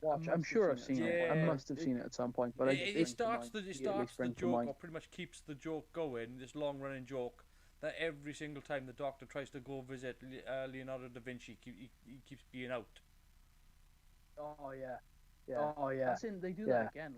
They do that again later on, don't they? And is it in Charter or in? Is it in Charter or in? No, they do. They do it. I remember. They do it. I remember. It's just this long-running. They do it every now and again. But every time the Doctor goes to visit Leonardo da Vinci, he's always out. Which they always keep missing him. He's probably building some Batwing plane or something. But yeah, somewhere. City of Death. Yeah. It's a Douglas Adams story. It's just really good. It's just we get a great cameo as well by John Cleese. At the end, it's literally 30 seconds, and it's just this really wonderful bit whereby they're in an art museum where the TARDIS has been parked, and these pompous people are talking about art. The Doctor runs in, the TARDIS takes off, and he's just like, and that's it. Like, he thinks he's just witnessed a piece of artwork. Like it's just nonsense. Very John Cleese bit. That is as good. You've got Mr. Glover in the role of the villain, which is something that we don't see him doing till much later on in Indiana Jones and the Last Crusade, where he plays the character of Donovan. So many people end up goes from Doctor Who villains to being Indiana Jones villains. Yeah, weird track record for that. Well, yeah, I mean, anything with George Lucas ends up going from Doctor Who to George Lucas Productions. David Prowse, Warwick Davis, you got all these people that go from Doctor Who, and they all end up in Star Wars. Michael Sheard, Michael Sheard was in like 14 episodes of Doctor Who, and then ends up being Admiral Wholesale in Empire Strikes Back. And then it ends up being Adolf Hitler in Indiana Jones and the Last Crusade. I mean, it's... Imagine being that guy who's typecast as the worst people in the galaxy. Absolutely. But Michael Sheard is the only man who could pull it off, and he damn well deserves the R.I.P. Mr. Sheard, but he was absolutely... I know a lot of people of my generation would know him as Mr. Bronson from Grange Hill, but I mean, he was just amazing. But yeah, I mean, if I'm looking at the Fourth Doctor's penultimate, my favourite, regardless of anything else, I know Genesis of the Dark is going to get a lot of people a lot of credit and all that, but I gotta go with City of Death. It's just such a pleasure to watch.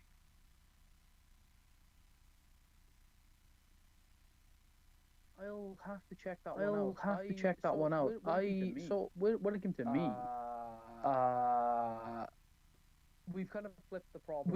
Where there are kind of too many great ones to nail down a definitive top pick. So I kind of had to whittle them down. And weirdly enough, there were some episodes that kept getting mentioned, but I didn't feel right putting them in the top spot for me. Mars came up. Times Ark in Space is good. Robots of Death. Robots of Death. I really enjoy. Even like Robot, even though it's really nah. Like I just like. Robot is a tragic one because it's kind of a King Kong. It kind of ends up being a King Kong story. Yeah. But it's nowhere near as sad. It would be if it wasn't laughable. Yeah, that's what I mean. But I enjoy it from a perspective of like, this is just. I imagine that Robot is kind of what people imagine classic Who to be like. And they're not wrong. And I kind of see it. Yes, exactly. Yes, exactly. But also, basically for me, it came down to two episodes. I like Legopolis. I think Legopolis would be my number 3 pick. I really enjoy that story. And that might be some slight foreshadowing for my next pick, I suppose. But for now, we've got the top 2 contenders for me were The Deadly Assassin, because The Deadly Assassin is great. I think I don't think it is. But hence the one that beat it out for me, and we've mentioned it 3 or 4 times already. It's Genesis of the Daleks. Look, I can't disagree with that pick because it's a good story, and I feel like you've got to go. Is it overrated? Yes, is the question, yes, it is. And my answer. It is very overrated. I think it gets a look in because you get Davros. Yes. And it's just an outstanding performance by Michael Wisher. I think it's overrated because it does bring in a lot of things. Yeah. But I think it's a studio-bound show, and it's inhibited by its scale, its scope. Like, had this been shot on location, it would be so much better. And there's things that they did where they could have shot it on location, like all the trenches and things like that during the warfare, and they could have made it a little bit more. It wouldn't have cost too much to go to a quarry and dig a ditch. I see what you're saying. Yeah, I see what you're saying. So, the classic alien. The conveyance of Scarro in that episode.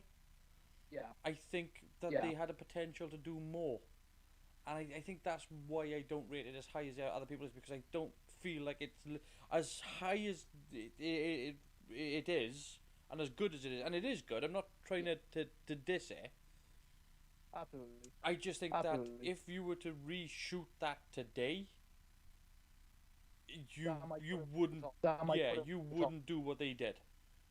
No. You wouldn't have made this a studio-bound show. You wouldn't have tried to limit and make everything so small. It doesn't live up to its own potential.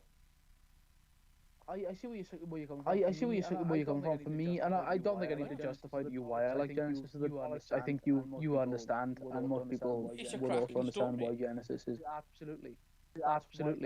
That's why it's up there. I love the moral sort of questions it brings forward. I love the whole the themes of like nuclear warfare and all these other elements into it. Davros's appearance in the show is amazing. It's iconic.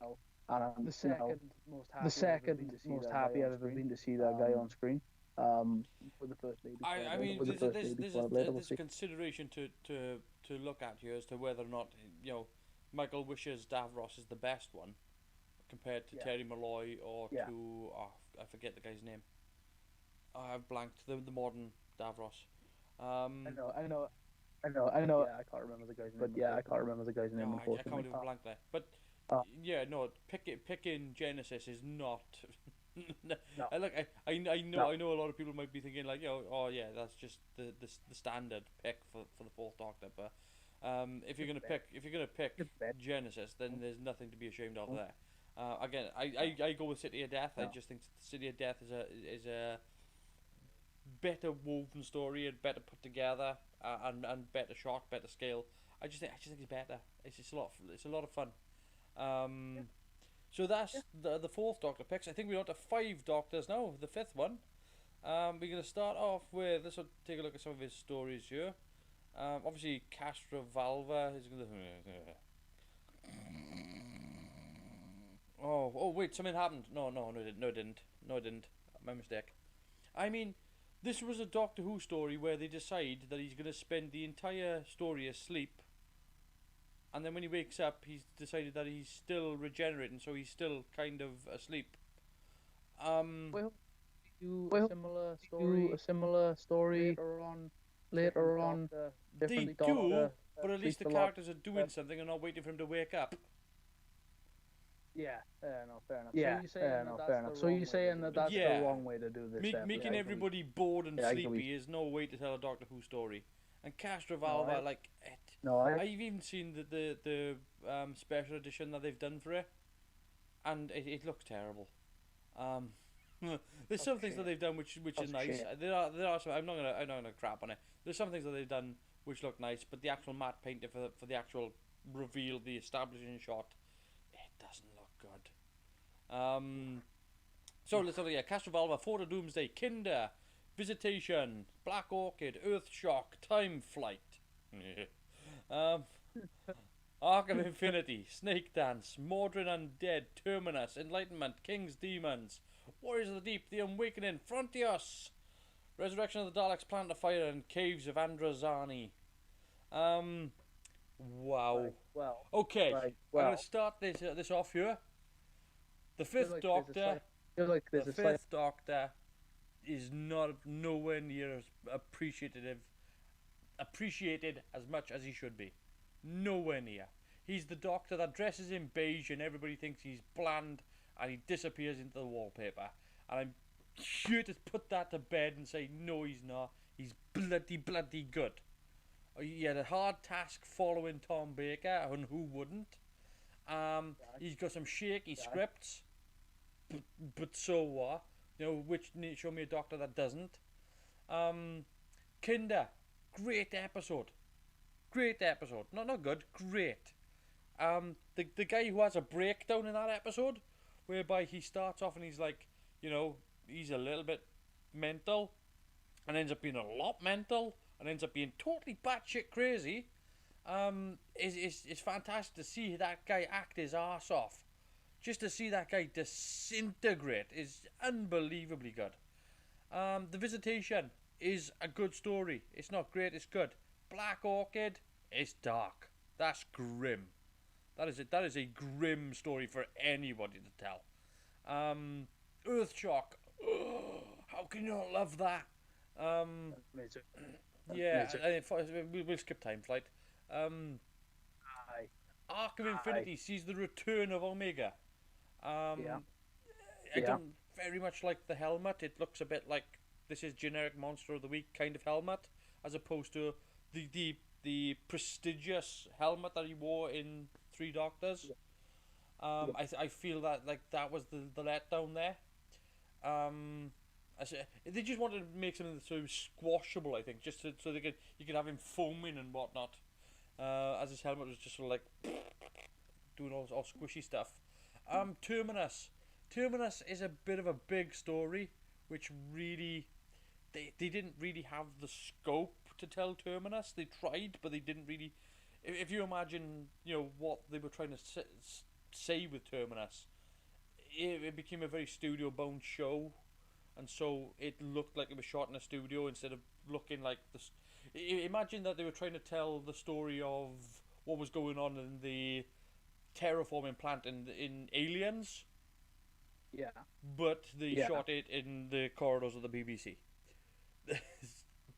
So it's kind of that scale, but squashed into that story. So it's a shame. Enlightenment. Yeah, and Enlightenment's a good. I like Enlightenment. The whole boat race in space with the ethereal beings and not understanding humanity. It's a fun one. That I like it. There's a lot of fun in Enlightenment. A bit of chase, a bit of we got all different sorts though. We got all different types of sailors, from motorboat to rowing to pirates to all these different things. It's a lot of fun.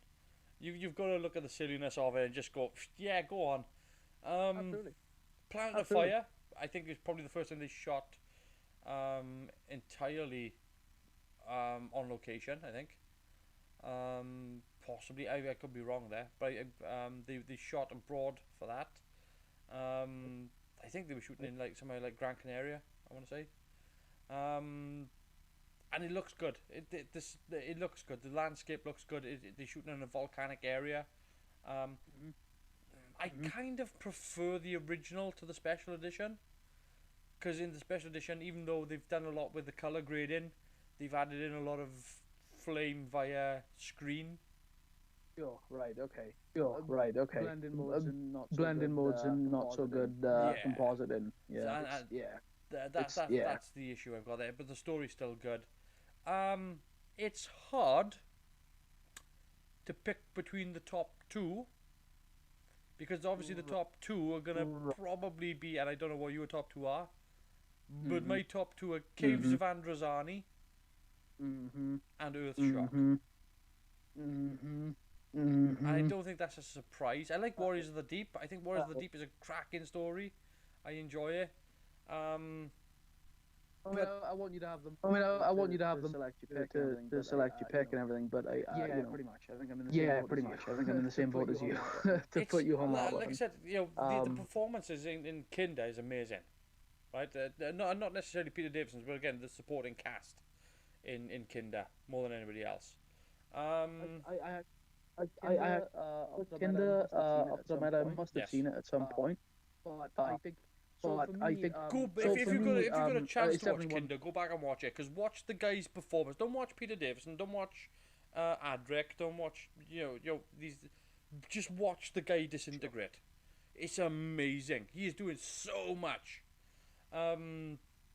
But again, I'm coming off of this a bunch of episodes that I need to chuck on at some point and really give them. I think while we're on the subject of it, before we I think what we're going to have to do here is talk about Earthshock and the Caves of Androzani, which I think are the likely topics. I think we do need to give an honourable mention to the Five Doctors. Look, here's the thing.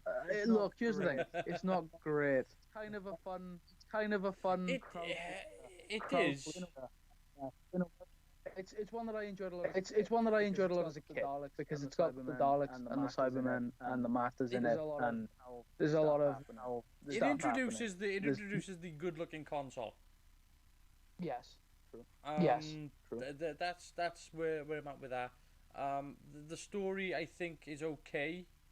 The fact that they tongue-in-cheek railroad Tom Baker because he didn't want to do it, so they used clips from Sharda. It's really the four-ish Doctors. And I think hit a lot more if Tom Baker would have agreed to come back and do it. I think that might have really elevated the episode into being an actual moment in Doctor Who because it was the 25th anniversary, I believe, wasn't it? The Five Doctors. 20th anniversary, sorry. And there was it's one of those things where they wanted to put a big event episode on. I can understand it. But I think if you're going to do a big event story, you can't start with, I'm going to do a big event story. You've got to have the story first. I agree, yeah. Which is why I think shouldn't necessarily be in the nominations for the top pick. I think it's worth pointing out that, like, here's a sort of a it's nice to have them. Yeah. I just think that they handled it the wrong way around. No. I think that they... I think it would have been more fun to have had the Doctors jumping back and forth through time in the regenerations, as opposed to doing it the way they all get together and have a good knees up. Yeah. Or have to play some sort of. Because the setup of the episode is kind of contrived. It's a little bit like all these Doctor in this one situation, and it feels kind of like Doctor Who does Battle Royale. It's Doctor Who does the Krypton Factor, or Doctor Who does the Crystal Maze. It's that's what it is. So yeah, I think I'm gonna make a settlement here. I think I'm gonna choose my favorite based upon the one that I think I've watched the most. Okay. Based on the one that if I'm looking for a good Fifth Doctor story, I'm guaranteed to sit down and put that one on. Yeah. It's Earthshock. Oh wow. Okay. I was. I was expecting you to go for the kids. I think what it is. I think Earthshock. It's not just that it kills Adric. Well, it does kill Adric, though. Yeah, but it does kill Adric, though, so points to that one. It's the fact that the Cybermen in it are mean. Yes. And I think that the whole point of it is that they're gonna destroy the Earth. Like, it's literally they've had enough of all they can take, and they're like literally like, you know, we're done. We're not playing games here. We're not gonna take people over. We're not gonna upgrade people. We're not gonna. We spent. This is it. We're gonna kill the Earth dead. That's it. Yeah. It's not sophisticated. It's not convoluted. It's not. There's no bullying around. Yeah, it's a case of we're gonna hit you with everything we got, and we're gonna wipe you out. We're not dealing with this crap. Yeah. It's kind of the gloves off moment, like. It's your option. Yeah. Your option. And it would have worked if the Doctor hadn't intervened and put him into a time warp, which ends up wiping out the dinosaurs instead. Which I mean, I guess their plan technically worked. It just worked. Well, no, because they ended up creating the problem.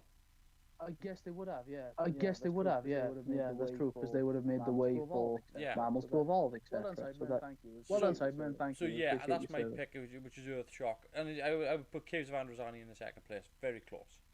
Oh, that's rough. See, because I think traditionally we would have flipped this. Whereas I would be the one gunning for Earthshock, and you may be going for Caves of Androzani. But actually, I mean, I feel like now I have to go for Caves of Androzani. Because I love Earthshock. I love Earthshock. I do, and it might actually on any other day be my favorite one. But Caves of Androzani pops up a lot when it comes to people talking about the best episode of Classic Who. And I can see why. I think the villain in it is a right creepy kind of sod. Do you know what I mean? Kind of sod. Do you know what I mean? And that's something I can get on with. The whole sacrifice. Peter Davison's Doctor Mix towards the end of the episode. I think it's wonderful. I think it's wonderful that he can go back in time and save Clara, but couldn't be bothered to do Adric. Here's the thing with Adric is that he got a rough deal. He's not really. I don't think it really falls into the same. Look. Yeah. With Adric, no. I think. Look, Caves of Androzani is not a bad pick. No, I feel part of me feels bad though, because I feel like it's the assumed pick.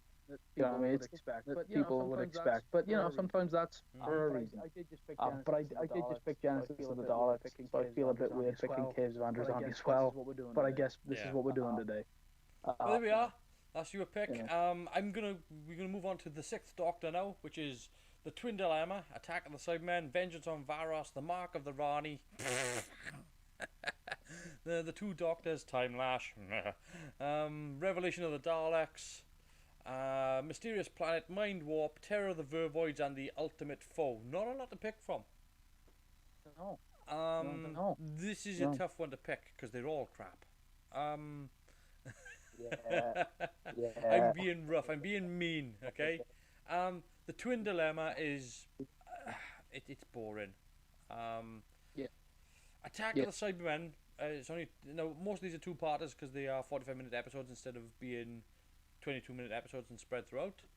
Attack of the Cybermen. It's the episode where the Cybermen don't attack. Vengeance on Varos is where there's no vengeance on Varos. Mark of the Rani, or at least she leaves a mark. The two Doctors, well, there are two Doctors in it, so that's good. Time Lash is laughably bad. It is laughably bad. Okay. Revelation of the Daleks doesn't get the respect it deserves. Does not get the respect it deserves. It's really good. The downer is Alexei Sale. Alexei Sale in it is just so over the top. It's like putting Jim Carrey into bloody Butch Cassidy and the Sundance Kid.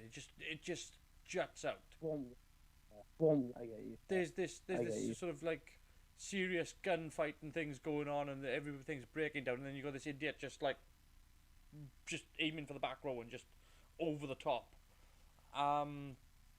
It's not good. But I mean, it's a moment whereby you've got this really good story going on. Yeah.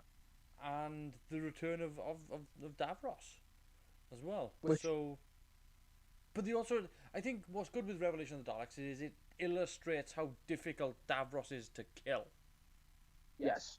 Because there's these assassins that are hired to kill Davros, and they actually succeed, but it turns out they've killed a clone. It's an interesting idea. It's this really sort of interesting story whereby at the end of it all, it's the only story really where the Doctor really doesn't do a lot, where the Doctor is kind of just observing, which is a shame because he's really kind of taken a backseat in his own show. But it's still good. Here and there. Yeah. I can think of good and bad examples, but yeah, it's I don't know. With Colin Baker's batch, I guess you've got to pick the one that stands out the most. Yeah.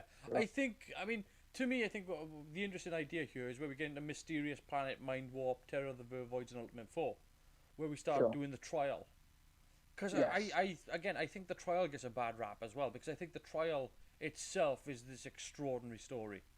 It has this amazing opening with this, motion control sweep where the camera's zooming in on this space station, and it's this beautiful shot where you see the TARDIS rotating down into the light to the landing zone. It's a good idea to have these stories set this way because they have these stories whereby they introduce a companion before she's a companion in the show. Yeah, like it's sort of like a weird bookend piece of it's kind of like it's not quite the same, but it's sort of like when you have stories that are told out of sequence. Yeah. And it's kind of like a Tarantino-esque thing, or that one Batman episode from the animated series.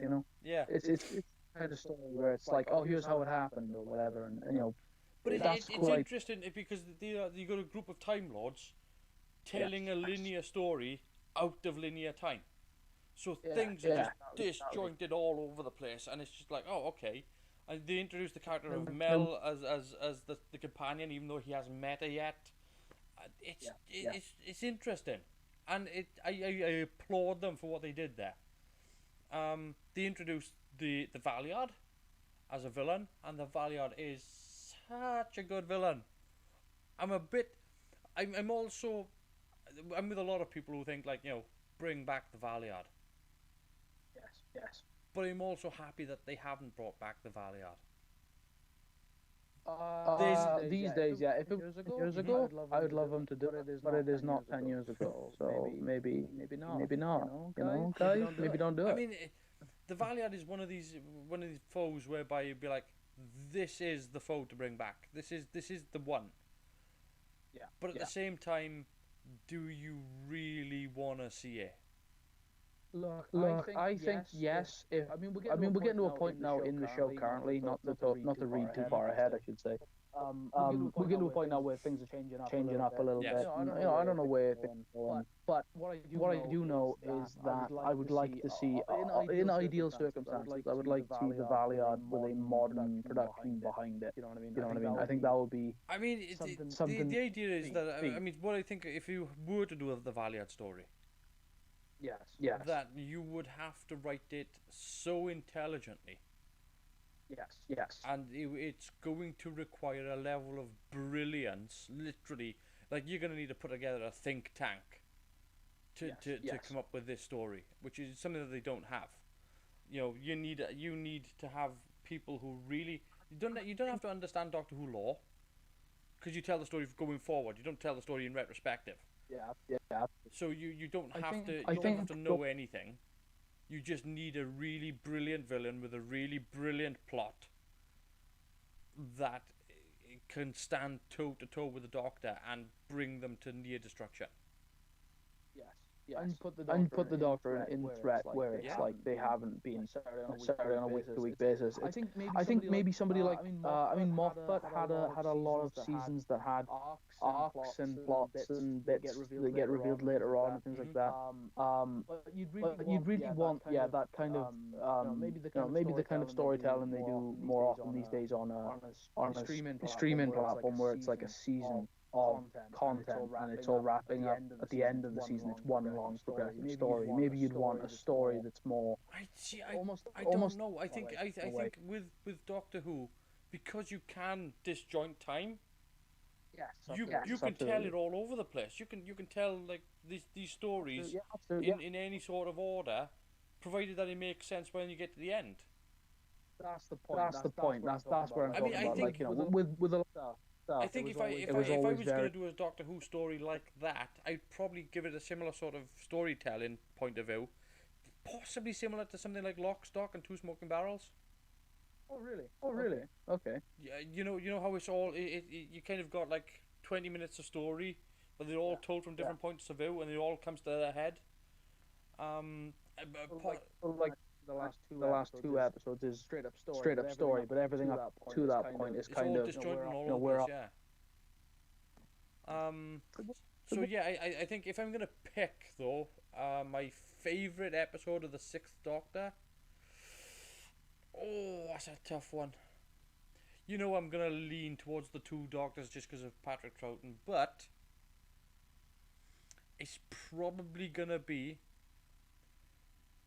between Revelation of the Daleks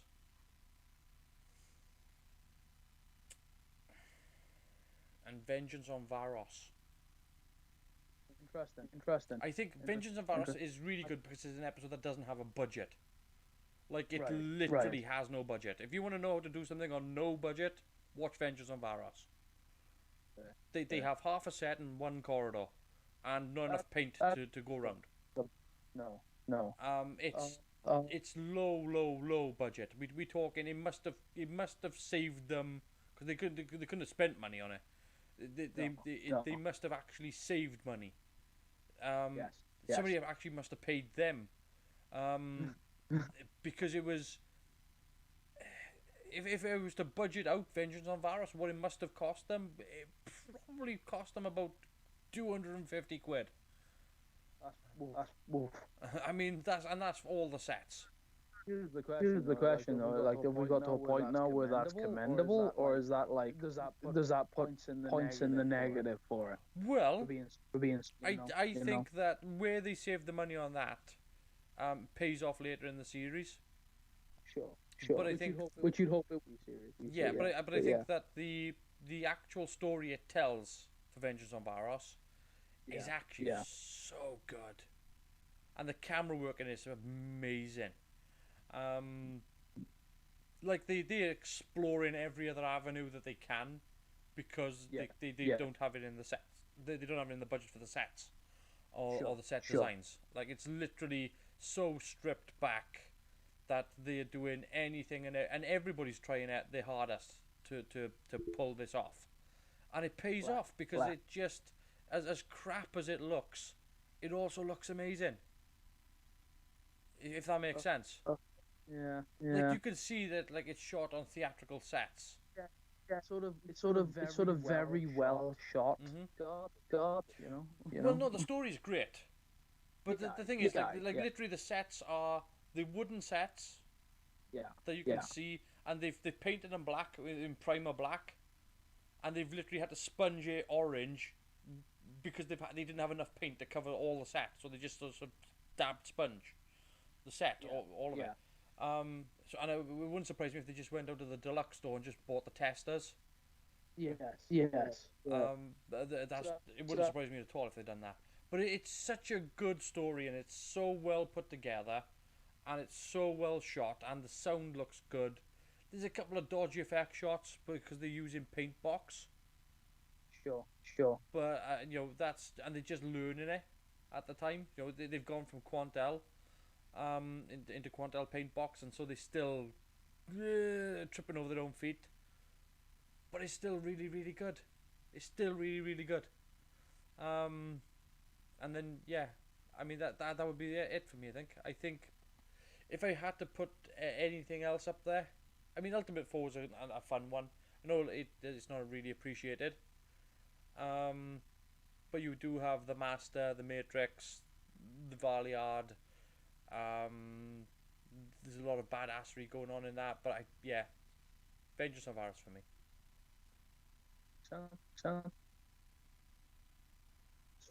So I picked for my previous pick. I picked the Caves of Androzani, which I love to be the best episode of Classic Who. Debatable, but a lot of people consider that it shows up in those sorts of discussions. So because I'm doing it, it's a Colin Bake story. So I'm gonna go for Time Lash because Time Lash is horrendous.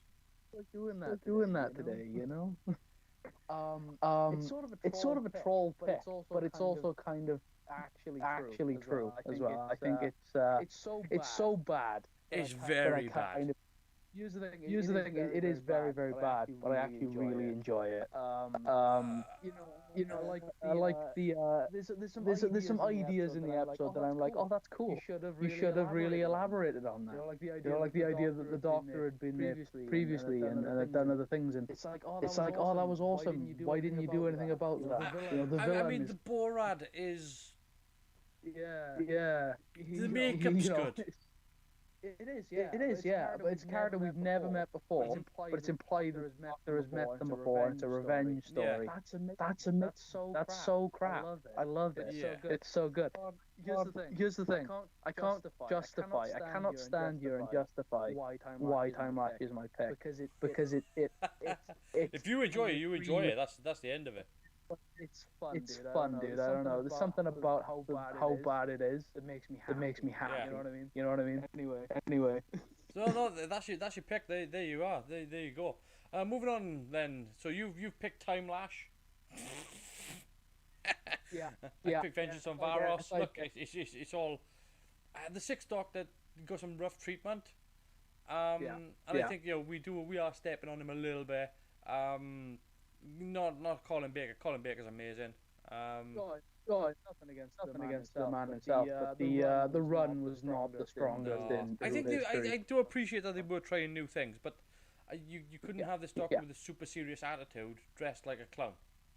He looks like I'm gonna hand Colin Baker something else as well, mind. And I want to put this out there, right? That even though he did look the way he looked, he is unmistakable. Oh, for sure. Yeah, you see that man and you know exactly what he is. Well, no, you see anybody dressed as Colin Baker at a Comic-Con, you're not going to mistake him for Mr. Miyagi. No, exactly. The Doctor tends to wear a lot of waistcoats, suits, jackets, bow ties, whatever. This Victorian era maybe sort of tweed suit thing. There tends to be variations on that kind of outfit. Whereas I think all of them would require like a sonic screwdriver or some kind of prop in order for you to go, oh, I can tell exactly what you want. But Colin does not require such a, you know what I mean? So, for good or bad, he sticks out like a sore thumb. Exactly. I'm not going to say it's my favorite Doctor Who design of all time.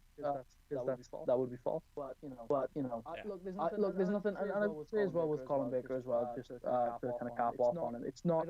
I don't think always his fault that his Doctor is the way he is. You know what I mean? I think like a lot of the writing and the direction, because I think he plays the character exactly the way he was meant to. And I think as a performance, he's a lot more smug, a lot more arrogant, a lot more punchable as a Doctor. He tends to make a lot of questions. I think they wanted to bring in this moral ambiguity to the character. And that's fine. I respect that decision. And I think with the next Doctor, they start to push that in a direction that I'm more of a fan of.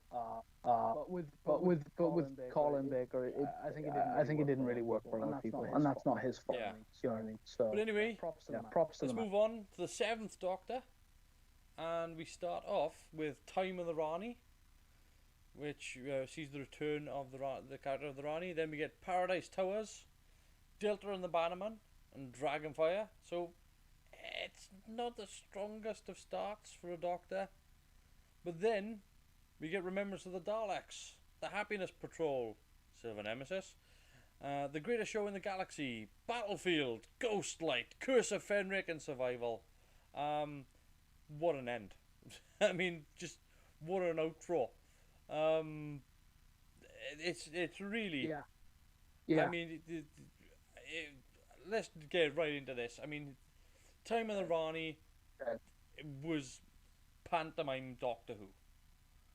It was this silly character who was... And Sylvester McCoy was still finding his feet from...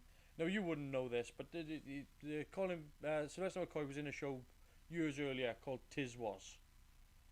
And...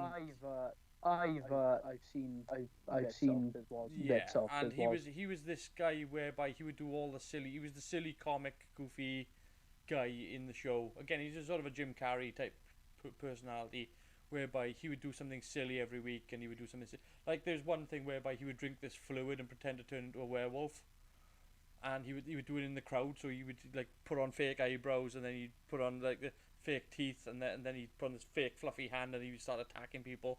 Yeah, it's just bonkers mental, but that's how he was. And when he comes into Doctor Who, there's still a flavour of that, of his comic talent. And he's a great comic, by the way. Sylvester McCoy is a fantastic comic clown.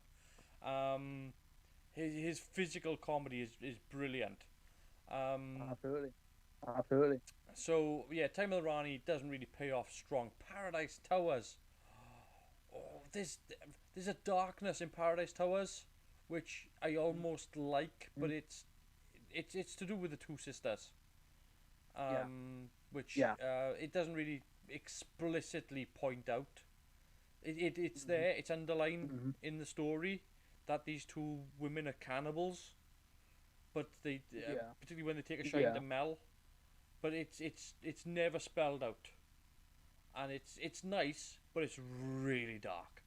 But it doesn't really pay off. Paradise Towers doesn't really pay off. Delta and the Bannerman, I mean, they brought in Ken Dodd. I'm not really sure what to do with that information. Dragonfire sees us introduce Ace into the character, and it's a good pairing for the Doctor. We get Ice Planet. We get the Nosferatu 2. No, yes, where we see Mel leave with Sibyl Glitz. And then we move on to the Remembrance of the Daleks. Good show. The Happiness Patrol. I wasn't that happy. But, so, here's the interesting thing about the Happiness Patrol. There is a fan edit out there. And I can't remember what it's called. It's called Happiness Patrol, but it's like the Happiest Patrol. Or something like that. Right? And what they've done is they've taken the Happiness Patrol, combined it into one story, made contractions and shortened it, and then done it all in black and white. So instead of it being 3 parts, it's 1 part, but it's like an hour and 5 minutes, and it's really good. It's really good. But it's this. Funny. They've rescored it as well. I remember like. When I first saw it, I remember really being a fan of that one. It's been a while, but I'm more partial to the later sort of run of Sylvester McCoy anyway. I mean, you won't know this, right? But the villain in the Happiness Patrol, the Licorice Allsort Man. Yes. So, Bertie Bassett, they tried to sue Doctor Who for what they did with the Candyman. Right? Because he was so close to Bertie Bassett, to their logo, to their character, that they did... They were looking into a lawsuit. And their slogan was, "One too many, you might turn Bertie." Right? That was their slogan. That's Bassett's Licorice Allsorts, that was their slogan. After this episode aired, the newspaper, and I will never forget this as long as I live, the newspaper headline for Doctor Who was "One too many and you might turn crap."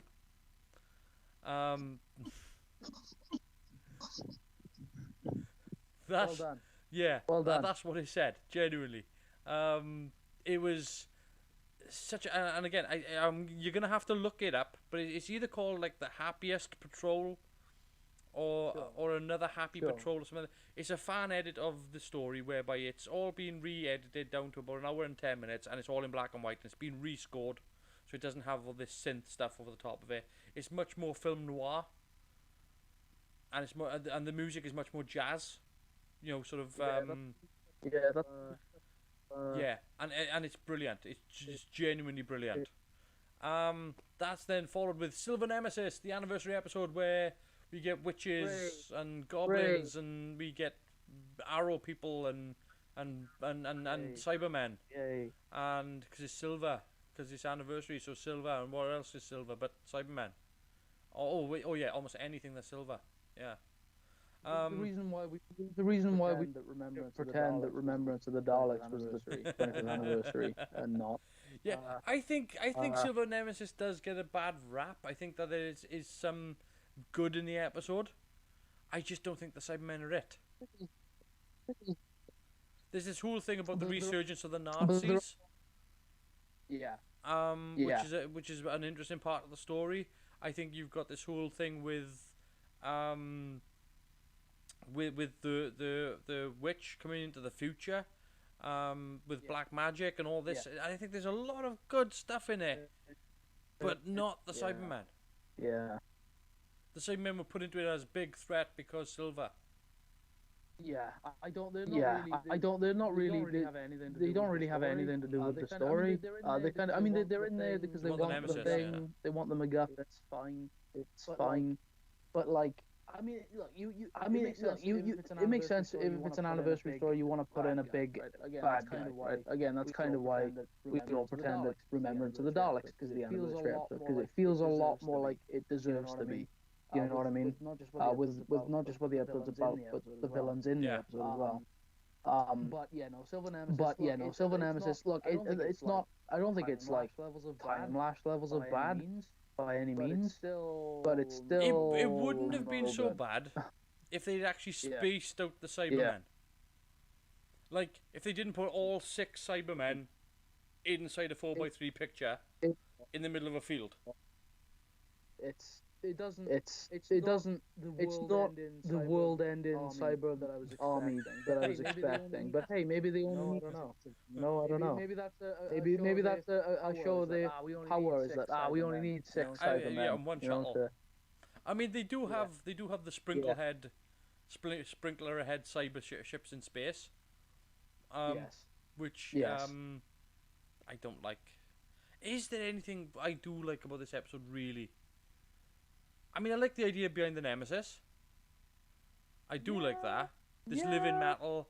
I mean, think about it. This thing was living metal, a weapon, in a sort of a T-1000-esque thing, but only like 3 years earlier. Sure. And it was this big sort of doomsday weapon as well. That it was a planet destroyer. It was a solar system killer. It did a nice little sort of it did a couple of nice things. Like I said, the Nazi resurgence story was probably the most prominent. Sure. It's just I just think it was a mishmash. It was just, this thing was going in so many directions. I think the interactions between the Doctor and Ace pretty good. The bit where they nearly get assassinated in the park is kind of funny. That's about it. Yeah, that's about it. Yeah, I don't know. There's not really. Yeah. But I mean, moving on to better picks, perhaps. Well, again, greatest show in the galaxy is an interesting premise. Yeah. It's that one where we get a huge boom at the end where the Doctor's walking away from a massive explosion. But again, it's an interesting premise where you've got these sort of 3 gods that are making people perform for their entertainment. Yeah. again, it comes down to the execution here.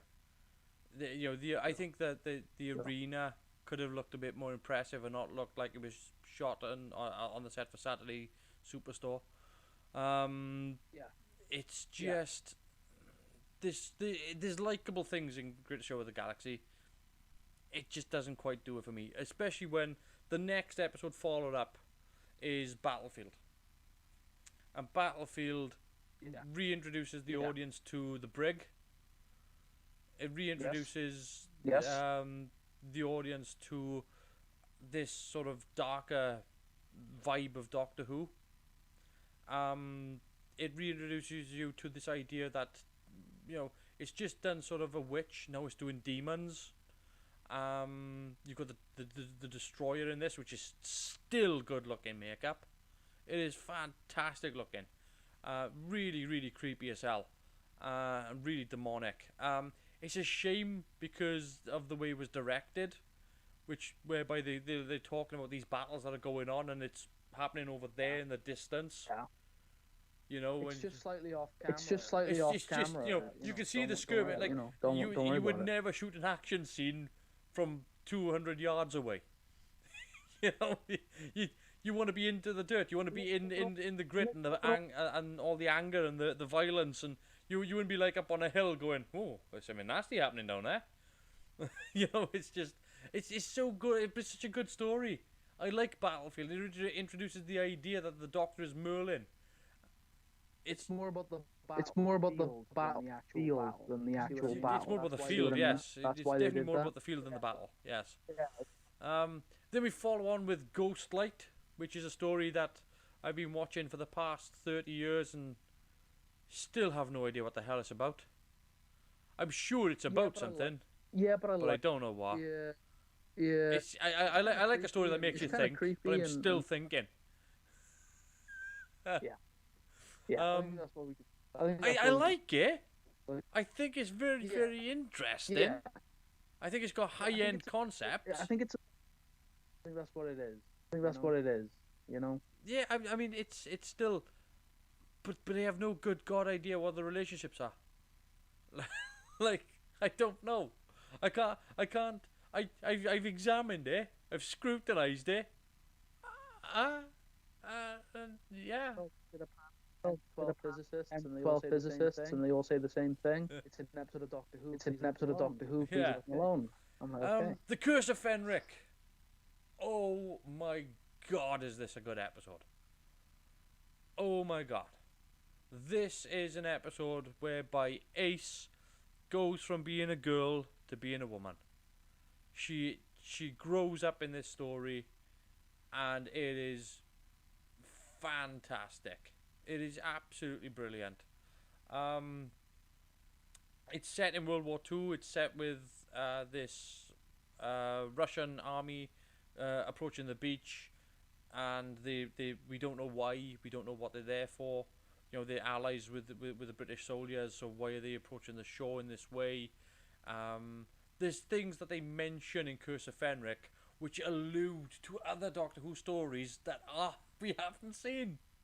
There's a point whereby they talk about the Bay, and the story. It's a vampire story. Curse of Fenric is a vampire story, but it does what I like, which in that these vampires are actually vampires. Yeah. They're hemophores, and they actually drink blood, and they actually, they're from the sea and they look fishy and so on. But what I like with Curse of Fenric as well is, again, they allude to other stories whereby when they research in the Bay area, one of them drops a line and I'm going, oh, why can't you do that? And he says, oh, this bay is where Count Dracula first landed on the shore. What? Dracula's a thing in Doctor Who? Like, he's a real... Why are we not doing this? It's so good. And then, of course, we move on then to Survival, where we say goodbye to Doctor Who for the classic era. And Survival gets a hard treatment, because I like Survival. I do like Survival. I like Survival, yeah. Yeah. I don't think it's spectacular. I like the end. I think the end's very nice. It's a master episode. It's always good to see the master. Cheetah people I can give or take the cheetah people. You know what I mean? They're okay.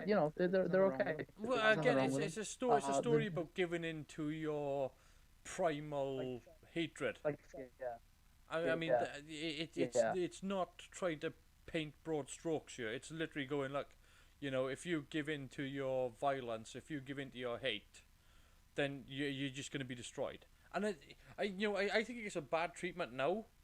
But I think most people don't realise the context of this episode, whereby in 1989 we were on the brink of the Third World War. Yeah.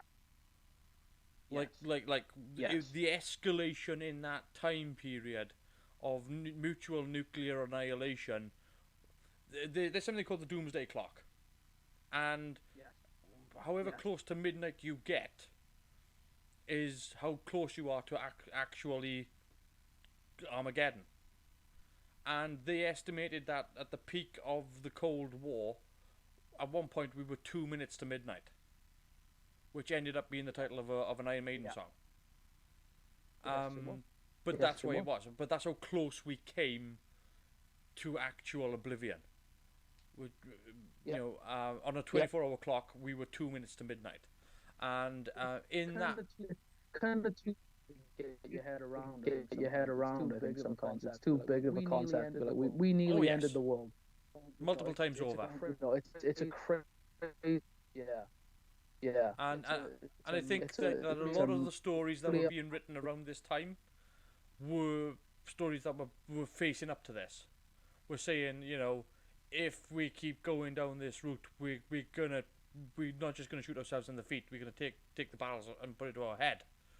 And I think you've got to look at the concept of people. I mean, you see it like in some of the older Bond films where they did talking about it. And again, if you look at what's happening through the 80s, if you look at any sort of the big 80s Cold War movies, you kind of get an inkling of it, but you don't really get a full appreciation of what the peak of the Cold War was, and I think it was the de-escalation of that which led to so many of the things that happened in the 90s. I think that's why the 90s is referred to as a really great period, is because there was this sort of relief after it. There was this sort of outpouring of everybody just like we can enjoy things now. Being grateful to be around. Yeah, and I think Survival is a story that comes out of that period and is very much of a part of that period. So there's lots of other things in the mix there, but it's only a 3-part episode. I like a bit of a punch-up. That's fun. Yeah. I think it tries to be a bit more allegorical of just broad spectrum violence instead of that. And it's a story that's saying you're in danger of being swallowed and consumed by if you give in to your rage and you can't and you don't distance yourself from it, it will consume you and it will become part of you. Think it through. Don't necessarily give in to your because it does happen to Ace. She does get consumed by it, and at the end of the episode, she's like asking the doctor about what about this thing that's in me now, and the doctor says you just gotta live with it. I can't do anything for you now. That it's a part of you, and knowing that means that you know how to cope with it and deal with it and live with it and recognize it. Recognize your anger, recognize your rage, recognize your need for your bloodthirst, and and deal with it. And I think that it's a muddied story. Sorry, Chand, you broke up that.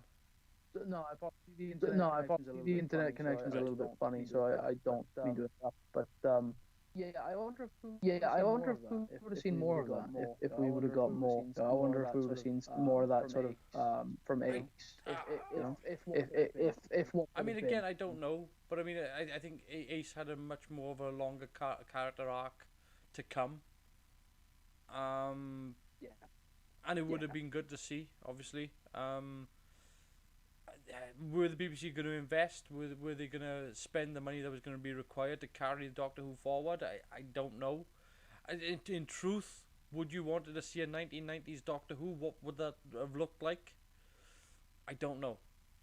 I genuinely I don't know, because the thing is, at the time, you know, a lot of people blame what killed Doctor Who, and there's often one or two people blamed for it.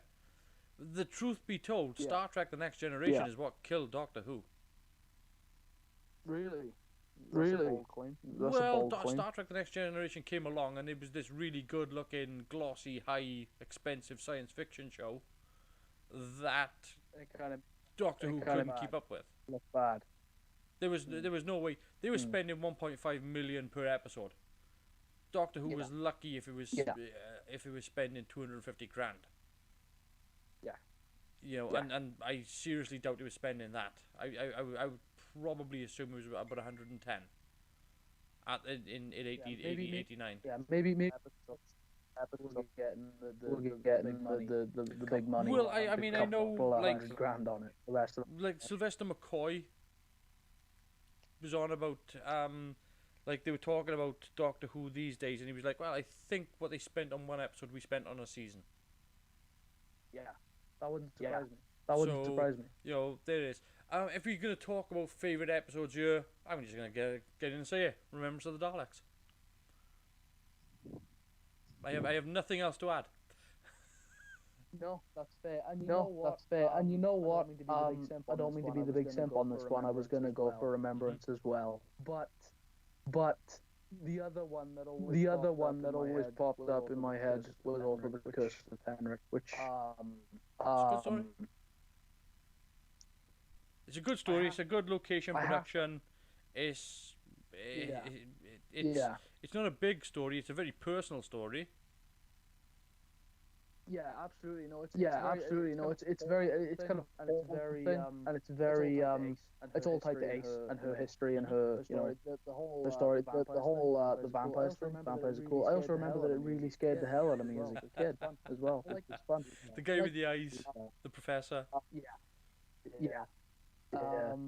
But no, I think you know, I like Curse of Penrick a lot. I think it would be the best one. It's definitely the best written story. But I have to be true to myself and go with Remembrance as well, because Remembrance of the Daleks it's just the one where the tank Dalek blows the doors up, man. It just makes me laugh. It's like a two-story. Yeah, it's brilliant, and it's a good episode. It's nice to see how hard Daleks really are. Like, there's one Dalek stuck inside the yard. They got the military, and then they're firing bazookas and bullets and everything, and this Dalek's just taking it all and just going, nah, give me more, son. Is it surprised me that Ace managed to blow one up with just a set of pipe bombs? But I guess I don't know what was in them. Nitro 9. What am I on about? It's her home concoction. Alright. So probably big boom stuff.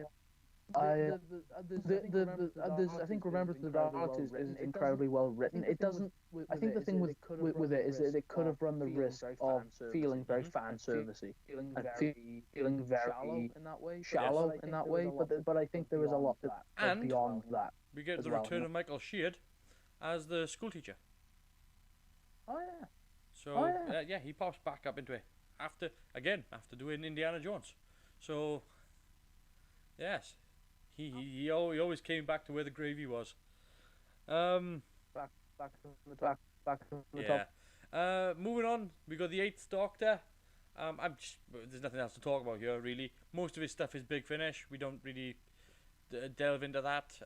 He's got the Doctor Who movie, and he's got Night of the Doctor. It's Night of the Doctor. And the answer. Yeah, the Doctor. I don't. I mean, the movie is.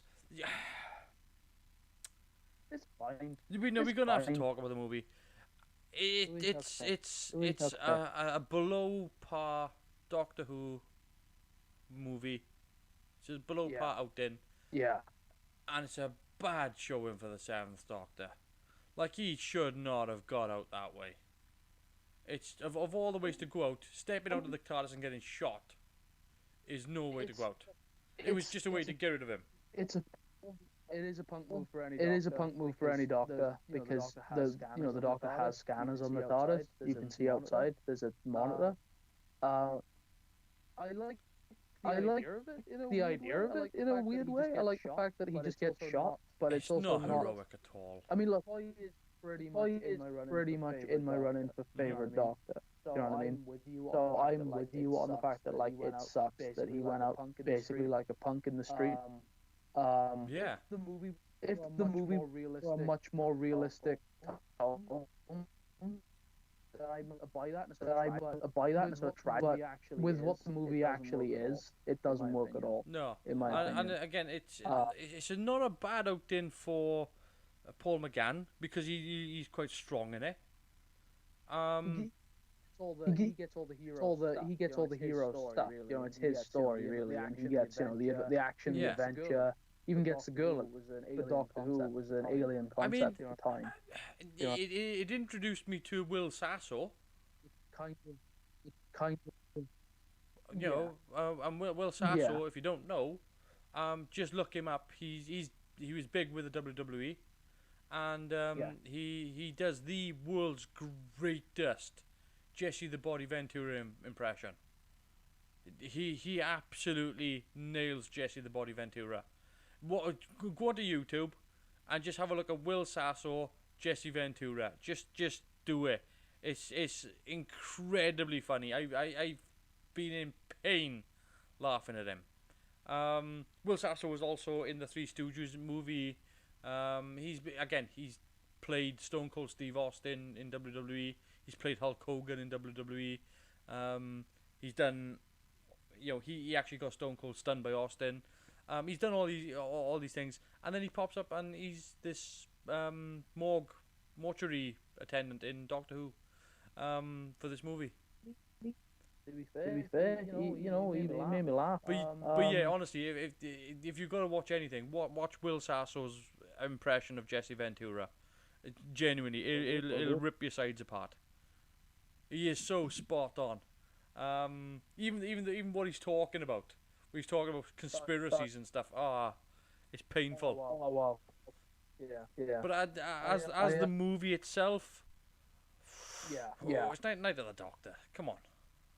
Oh, absolutely. No, look, Night of the Doctor is what, 8 minutes long, and it's way better than the look. They do more. Night of the Doctor is an actual.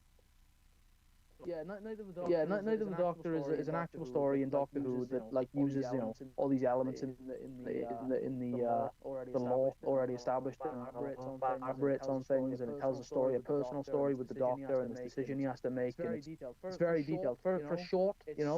It's so packed with stuff. The movie is kind of a fun popcorn adventure. It's fine. Yeah, it's fine. I got no real problems with the movie except for maybe the Sylvester McCoy thing. There's a couple of really nerdy problems I have with the movie where it contradicts lore and things, but that's whatever. I can leave with it. There's lots of stuff that you can leave behind. It looks good. Yeah, there is. It does. Yeah, it looks good. It looks very, very pretty, and it's got a lot in common with Modern Who. It's taken a lot of Modern Who's taken a lot of cues from the '96 movie. Absolutely out. But it's taking the wrong things. I mean the '96 movie took the wrong things. Yes. But anyway, let's move on from the Eighth Doctor because we still got more to talk about here. It hasn't. You're breaking up a lot. You've broken.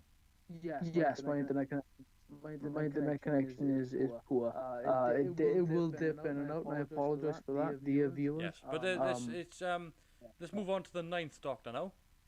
So we got Rose, go on. The End of the World, Yep. The Unquiet Dead, Aliens of London, World War III, Dalek, The Long Game, Father's Day, The Empty Child, The Doctor Dances, Boomtown, Bad Wolf, and Partner of the Ways. It's a quick run. It is, unfortunately. It is, yeah. Good outing, Rose. Good start. End of the World. Tries to do a big story, but not quite. It's got the vibe of classic Who, in that it's trying to do stuff it can't afford to do. It does, yeah. The Unquiet Dead. Again, it's doing some classic Who horror stuff. Aliens of London World War 3, underappreciated, but it's trying. Because again, it introduces us to the Slitheen. It's kind of upscaling it. Dalek. I like. Oh, Dalek. Oh, Dalek.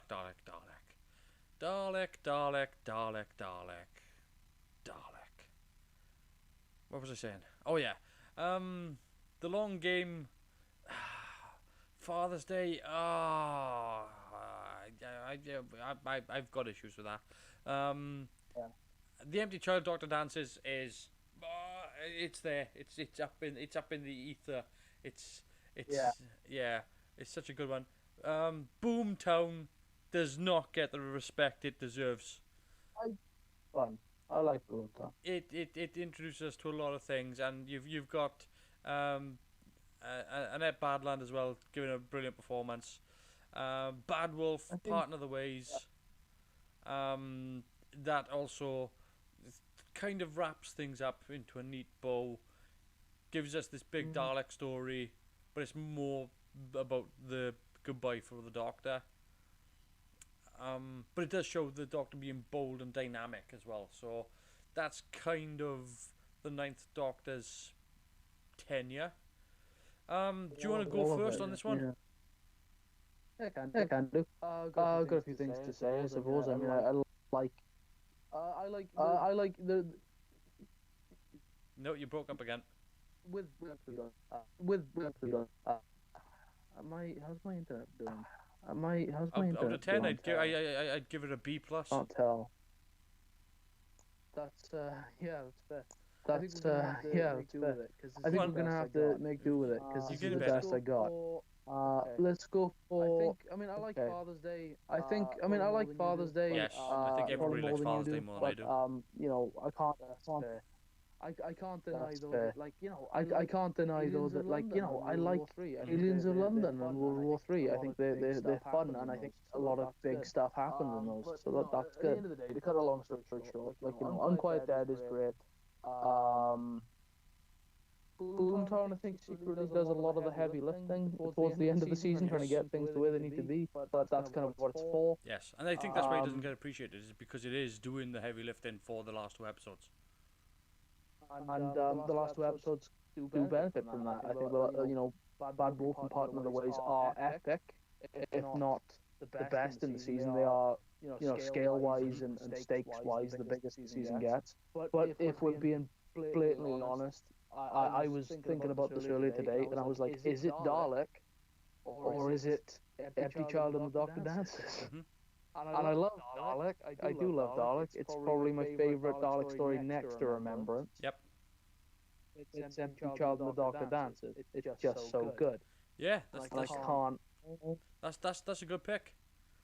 Mine's Unquiet Dead. Flat out, it's Unquiet Dead. Wow. Okay, I wasn't expecting. I know it's big on you. You're big on the Unquiet Dead. I didn't expect it to be. It's an easy one for me. It walks it. I just can't. It does so many things so well, and there's nothing to knock. I think that the horror vibe in it looks good. I like how creepy the dead bodies are. I like how that I know it shouldn't, because it does tackle the whole it's just aliens, but it doesn't. It from the time that you see what's happening, it doesn't look like it's anything other than aliens. So I don't think it's like, it's actually the dead coming back to life. It doesn't do that. It doesn't pretenses about the fact that we're doing some sci-fi stuff with horror themes. Yeah, it's just set in sci-fi in Victoria. It's It Charles Dickens Goes Christmas trifecta, which is fun. Yeah. But they make an actual character in the show, which is really cool. Yeah. But yeah, I can't fault. look, I get it with The Empty Child, The Doctor Dances, and I get it, with Dalek as well. I think Dalek's an amazing story. Again, it reintroduces the world of the Daleks, and it makes them badasses. They've survived this time war. Absolutely. They look very much like the traditional. I mean, there's one right there. They look very much like the traditional Dalek, but they've been upgraded so that they have these improvements now. They just so many people in that episode. Yeah. And it just works. It just does work. So I can't fault your pick for The Empty Child, The Doctor Dances. I think, Are You My Mummy is going to haunt many people for a very, very, very long time. And I think that it ends up in such a good thing where the Doctor's in this joyous position at the end where he's managed to save everybody. All that is really nourishing and really good storytelling. I love The Unquiet Dead, and I can't not. Absolutely. I cannot not love it. I think the thing is with me though, I think the reason I go for, and look, we are basically picking out two of the best stories in the run, but for me, Empty Child and The Doctor Dances are, it has the horror elements of Unquiet Dead, not quite as gothic horror, more, Second World War era, almost Deco kind of horror. Yep. But it still does zombies, which is the same sort of base premise. Yeah. But it's very clever in the fact that it's this sort of mystery. Is all these things tied into like what's actually caused the problem, and you don't really. I think on an initial viewing, you'd be hard pressed to actually understand what's happening until like the end, where you're like, oh, it is all because of this ambulance, this thing from the very beginning, and everything is tied together. The mystery around like Nancy and her relationship to this. It's very well done, and I think it's again I totally understand Unquiet Dead. It's a great episode. But for me, I think Doctor Dances and The Empty Child are also just bigger in scale as well, which helps me a bit of epicness. We get into the 10th Doctor. Is there any point in going through the list? There are a few honourable mentions, I feel, but what it is though, don't. I think we all know that it's definitely Love and Monsters. Yeah, absolutely. Look, it's like an episode without much of the Doctor appearing in it, where another character has to take the reins and solve the mystery of the monster of the week, and that is absolutely Love and Monsters. Yeah. So let's go through it. The Christmas Invasion, New Earth, Tooth and Claw, School Reunion, Girl in the Fireplace, absolutely fantastic. Rise of the Cybermen, Age of Steel, good story. Idiot's Lantern, Impossible Planet, The Sin Pit, great story. Love and Monsters, good for 20 minutes. Fear Her, not good for 20 minutes. Army of Ghosts, Doomsday. Then we carry on with The Runaway Bride, Smith and Jones, The Shakespeare Code, Gridlock, Daleks in Manhattan, Evolution of Daleks, so many good ones. The Lazarus Experiment, not so good. 42. People have issues with 42. I don't mind. I'll give that a rewatch. Human Nature, Family of Blood, very highly rated. Blink, Utopia, The Sound of Drums, The Last of the Time Lords, Voyage of the Damned, Partners in Crime, Fires of Pompeii, Planet of the Ood, The Sontaran Strategy and Poison Sky, The Doctor's Daughter, The Unicorn and the Wasp, Silence in the Library, The Forest of the Dead, Midnight, Turn Left, Stolen Earth, Journey's End, The Next Doctor, Planet of the Dead, Waters of Mars, The End of Time Part 1, The End of Time Part 2. There's a lot. There's a lot. I was exhausted just listening. There's a lot. Good, isn't it? Where do we begin with this? And do you know what? I'm gonna pick my favorite out of each season. I think we'll go through all of them again. Out of season 1, Tooth and Claw is pretty good, but it's followed by School Reunion, so it's the return of Sarah Jane, which is fantastic.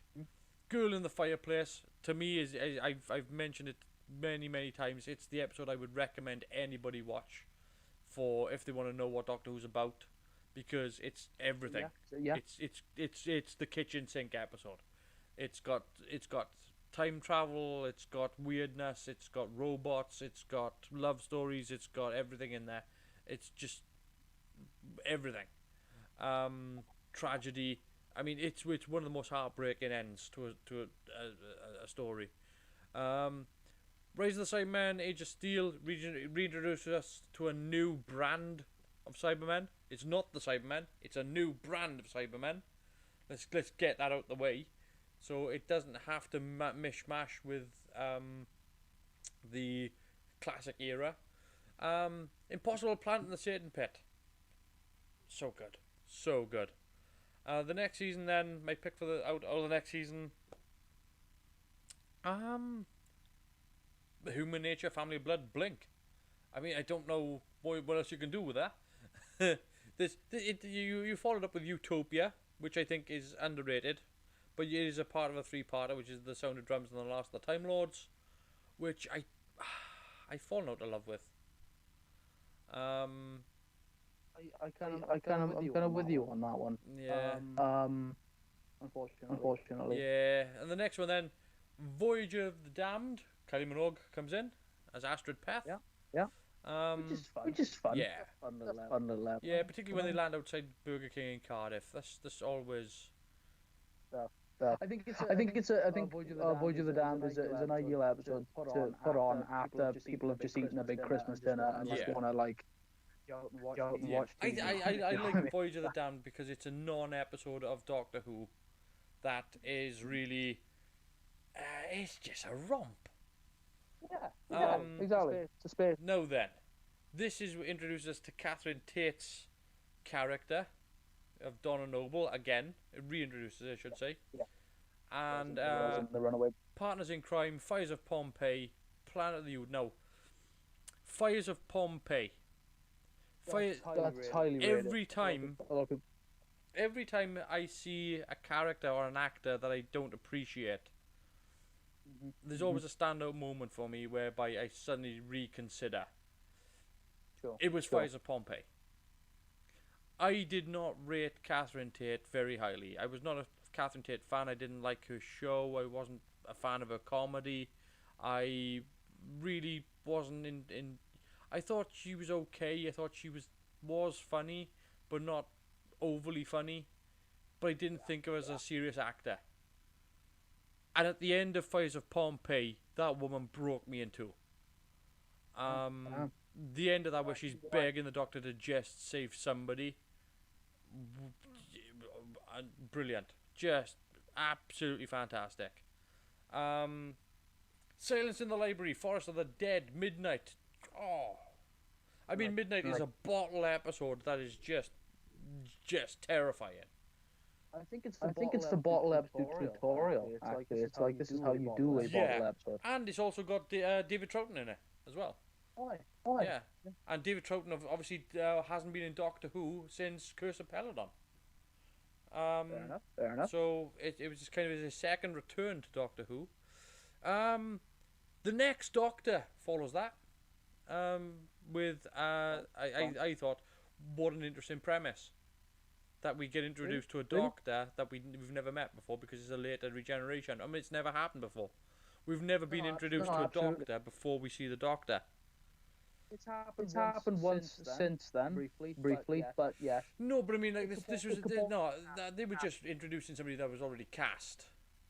Yes, but I'm saying that they did this story whereby, had this story played out a little bit differently, we were going to be introduced to say the 13th or 14th or 15th Doctor, 3 generations early. Which I can see why they decided not to go down that route for practical reasons. I can kind of understand that. I don't know, because you could, if I was gonna do it, and I was gonna pick somebody. If I was gonna, if I knew that there was gonna be like not the next Doctor, but the Doctor after. Like if I was gonna cast somebody, and I was like, oh, actually, I've got this idea for this, and we're gonna get this guy in, and we're gonna book this guy for the, not next year, but the year after or the year after that. And do 2 years of stories, so you knew that you were going to get this Doctor in, so that you were going to have this Doctor later. I mean, they did it with. I mean, we talking about this sort of thing as this would be an unusual thing to do, but they did it with the Crown. whereby they did 2 seasons with Matt Smith as Prince Philip and Claire Foy as Queen Elizabeth II, and then season 3 and 4 was replaced with Olivia Colman. So they knew going into it that they were only going to be in it for so long before getting replaced with the other Doctor or the other actors. I mean, and they could have done the same thing with Doctor Who, but it doesn't mean to say that the other Doctor goes away. It just means that you can tell this story of this 13th Doctor being somebody else and still having this be around. If you see what I'm saying. Possibly. I mean, there's always the idea. I think the ideas in the episode are probably representative of more than is actually presented, which is fine. I think the episode, the Ninth Doctor, ends up being a fun story. But there are some really cool ideas in there. And I think the other part of it then as well after that is that we got the Planet of the Dead, which I think is a good episode. Waters of Mars, I think is a good episode. And the End of Time Part 1, End of Time Part 2, this is the bow out. And everybody, well, never mind. Pardon? I'm not a big fan of the End of Time. Here's the thing, right? I think that the End of Time gets a bad treatment. Sure. And here's why. Context is everything. And context for the End of Time Part 1 and 2 was that David Tennant was leaving, and so was Russell T Davies and the production team. This was everybody's big goodbye. So when they did the episode, I know a lot of people got a hang up on the Doctor regenerating, whereby he goes and says goodbye to everyone, and I know people think that drags on, but they were doing it for the fans. I can see why they did it, and at the time, I had no issues with it. I don't even have issues with it now, to be honest with you. In fact, my issues with the episode are the rest of the story. I don't know. I think that because obviously they wanted, knew that they were going out. Yes, absolutely. So you knew it was going to be a Dalek story. It was going to be, we reintroduced Doctor Who, so we're going to let it go out with the Daleks. We're going to go out and we're going to do this big Dalek story. We're going to bring in Davros. We're going to have this huge shit-kicking thing whereby he's going to try to annihilate all of time, all of space, all of history, leaving only the Daleks to be the supreme beings that survive this. They're going to bring back all the companions in a major crossover. Like, they brought in Torchwood, they brought in the Sarah Jane Adventures. It was just how... This was doing crossover way before people were doing crossovers. In a big way. It was a huge outroar. And that's what it was. It reintroduced Rose. It brought Rose back. It did all that sort of stuff. It did it gave Wilfred Mott what am I on about? It gave Captain Jack a lot to do. It gave reintroduced us to Jackie. I want to kind of admit to having some egg right here. I thought you were on about the End of Time, not Stolen Earth and Journey's End. That's my bad. Stolen Earth and Journey's End are absolutely cracking. And I love those. They feel big and epic. They get the crossover. And also, I think actually, one thing I'll give it as well, because I have now seen Torchwood since then. It feels a lot better to have Torchwood in Doctor Who, and I can get the references and things. Just a little. The big epic sort of parts of that episode are, cool. The end of the episode's a bit faulty, but whatever. But I mean, at the time where it reintroduces us to the Time Lords as well. Yeah, that's. I mean that story, it's really, that whole thing whereby you've got Wilfred Mott, in that whole scene whereby he knocks 4 times and all this stuff. We got the reintroduction of the Master. We got the Porcupine people. So I did misspeak earlier on. I did actually say. I was under. Yeah. So I crossed my wires there. So I apologize for that. But no. At the end of time, whereby you get the whole story with the Master coming back from the dead and all this. It's all very well and good, but again, this is something I'm going to bring back later. Okay, let's. But it's We'll put a pin in it. Put a pin in it. yeah, That's not a yeah. problem. But yeah, I mean, I don't really have much of a problem with that story. I do like the story. It's not as good as it originally was, but as an outro. Even so, I think. Sorry, Chant, go on. That's okay. I was gonna say, I personally think, look, I love Waters of Mars. I like the Dead. Was it Planet of the Dead? Yes. Whatever the Easter one. I like those, but honestly, I feel like it might have been worth just going out on Journey's End, because I don't think they could have topped it. I think that one might. No, because I think what I liked with Journey's End was it gave everybody a good moment before everything fell to crap. Like, the whole thing with the next Doctor and Planet of the Dead and Waters of Mars was that the Doctor was going too far. Yeah, and he's a kind of on his own, and he doesn't have anyone to sort of pull him back, and he kind of. I mean, the scene, towards the end of Waters of Mars when he actually snaps is amazing in how horrifying it kind of is. But that's what I mean. And then with the end of time, then at the end of time is them saying goodbye. And I think that's the context of the end of time. The end of time part 1 and end of time part 2 is the whole production saying goodbye. And another time it was good. It was fine. I just don't think it worked well on a rewatch personally. I mean, it depends, because again, you people are looking at this from a binge watching point of view. Maybe. And you've got to look at it from you have to watch one of these episodes per week until the end of the run, as we saw it. Yes. And when it got to the 5 specials, we weren't even having them on a weekly basis. We were having them. I mean, it was the 25th of December, then it was the 11th of April, then the 15th of November, then the 25th of December, and then the 1st of January. So it was really, it was really spread apart. That was the yeah. But I mean, like, that was the out. So if we're gonna pick a favorite episode for the 10th Doctor, I mean, there's an obvious choice, isn't there? I don't want to say it, because I think there's some really, really good ones in there. I do too. But it's Blink. It is Blink, isn't it? Like, it's not. It's like I said before. It's that Doctor Light episode with the companion has to, etc. Anyway, but really good. 11th Doctor time. I don't think we can say any more about the 10th Doctor. Blink is amazing. It's a fantastically written episode. It's brilliantly put together. It's brilliant in its delivery. It's fantastic in its construction. It's fantastic in its editing. The whole bit with the DVDs, whereby they've got this narrative going back and forth with it, is just outstanding. The Weeping Angels are incredibly effective as villains in this. They don't get a really good outing after this. No. They could always do something really good with the Weeping Angels. It's just they haven't managed to crack that nut. I know what I would do with the Weeping Angels, but that's for another time.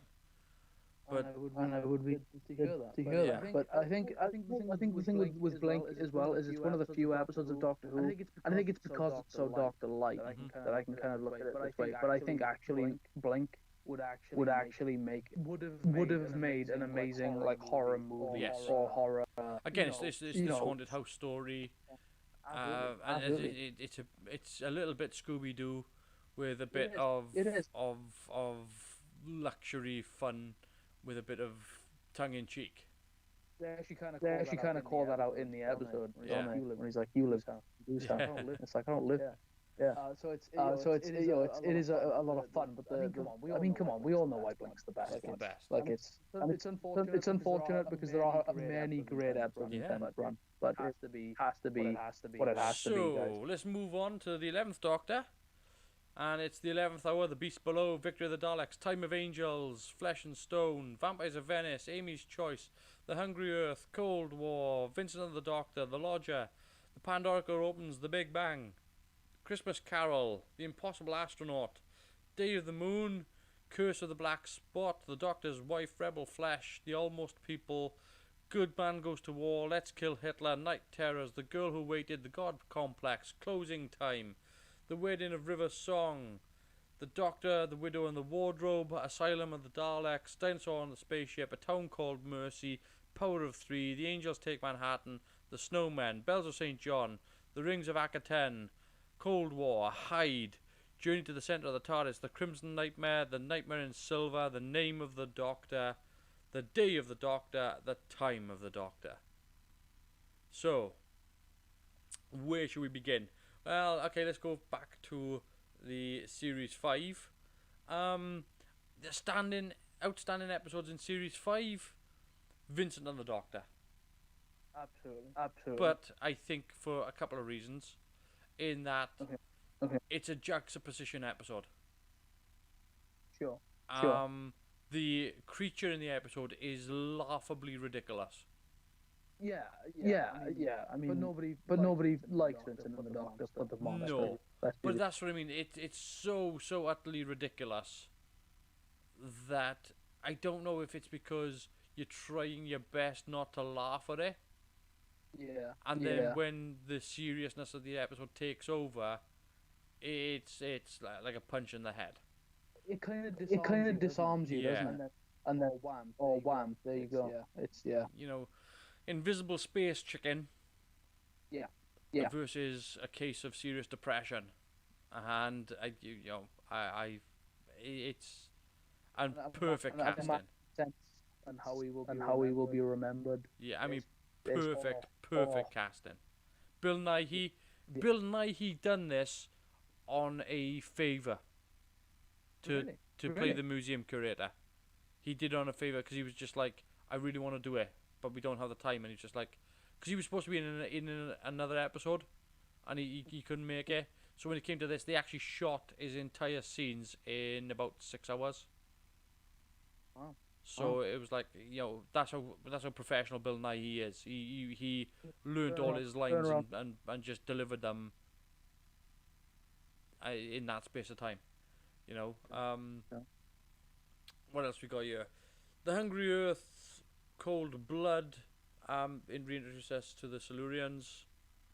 It's fun. Yeah, again, they don't really get a strong outlook. They've never had a strong outlook in the new series. They're good though. I think it's fine for what the Silurians they are, but it's not strong. It's not like they could have made them stronger, forward in that way, but they didn't, and that's it's okay.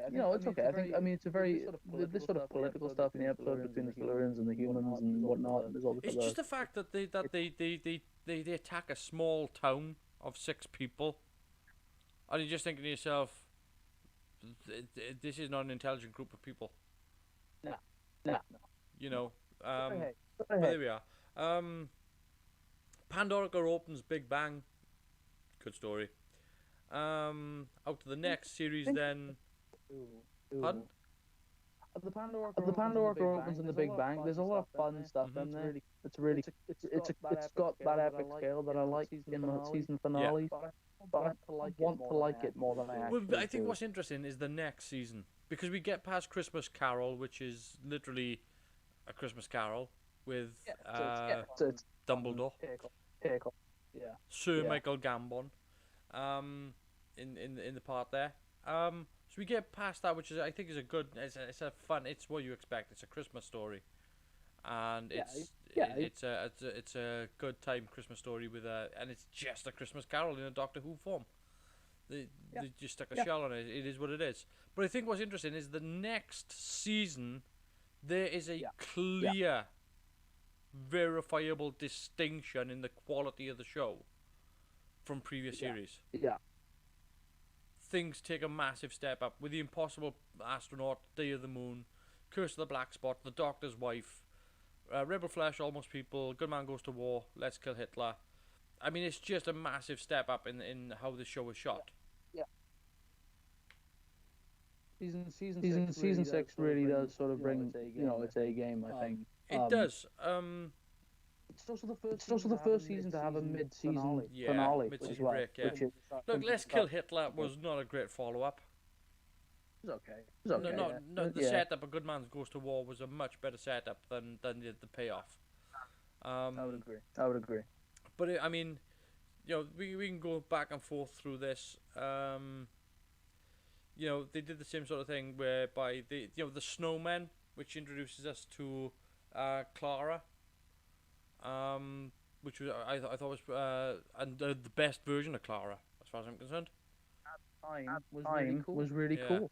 Plus, you had the great Caligus return. That was fun. Yeah. We also get episodes like Nightmare in Silver. I mean, I don't know what to do with that information. It was a botched episode. Neil Gaiman for them, and then move on. I think is the best. Well, it wasn't his fault, but we are. But then we get the name of the Doctor, which is like, oh my God, this Colin Baker, this John Pertwee, this Sylvester McCoy. I was like, oh my God, oh my word. And then they go into the day of the Doctor and the time of the Doctor, and then that's the send out. I don't know what to say about the time of the Doctor, really. I appreciate it more now than I did. You think so? I do, yeah. I think I appreciate it a lot more now than I did.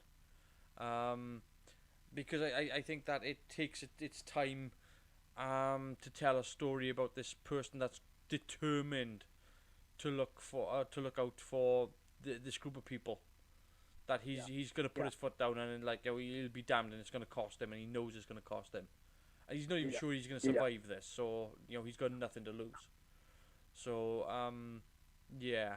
But if I'm going to pick my favourite 11th Doctor story, it's probably production-wise it's going to be Day of the Doctor. But is that my favourite 11th Doctor story? No. I'm going to go with the Doctor's wife. Yeah, I thought you might. And I agree to an extent. Why the Doctor's wife is my question. It introduces a new notion into Doctor Who of the fact that you can actually take the consciousness of the TARDIS and actually have the Doctor meet the TARDIS for the first time. The TARDIS does. Suran Jones as the TARDIS.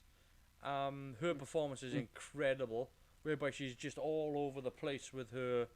She doesn't know which way to put linear time, so she's saying stuff that doesn't occur for 10-15 minutes later in the script.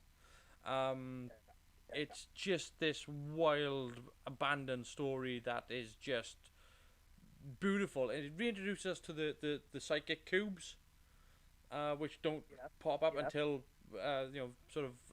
War Games was the previous time that we'd seen that. So yeah, it's a fun romp of an episode. It reintroduces us to the 10th and 9th Doctor's TARDIS console room, which we hadn't seen for a couple of seasons. It's just good. It's just all good. Yeah. Fair enough. I get you there. I would say for me, I had trouble with Matt Smith. Yes. Because I was looking at it going, they're all very consistent quality with a very noticeable increase in quality around season 6. Yes. Right. I'm just gonna I'm gonna briefly pause you there. I'm gonna let you take over for a second because I am absolutely busting to go to the toilet. So I do apologise. So I'm gonna switch you over to your cam if I can. There you go. I'll be back in 2 minutes. Hello. We apologize for this brief interruption in your broadcasting experience. Doctor Who. It's a show we all enjoy, isn't it, guys? Adventures in time and space, etc. It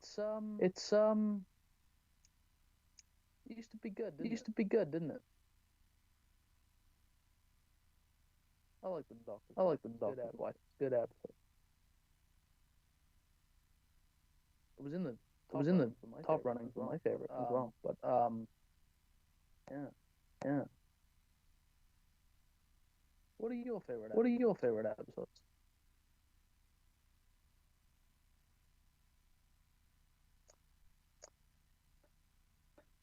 Wow. I'm starting to really I'm starting to really feel the pressure of having to be entertaining for a live audience. It's interesting. Maybe I should start my own little segment on the show.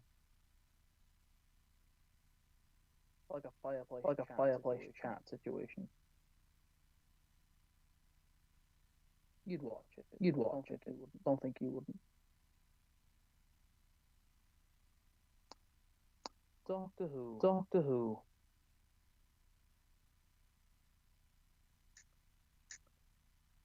I really hope he's not hurting himself, old man, but I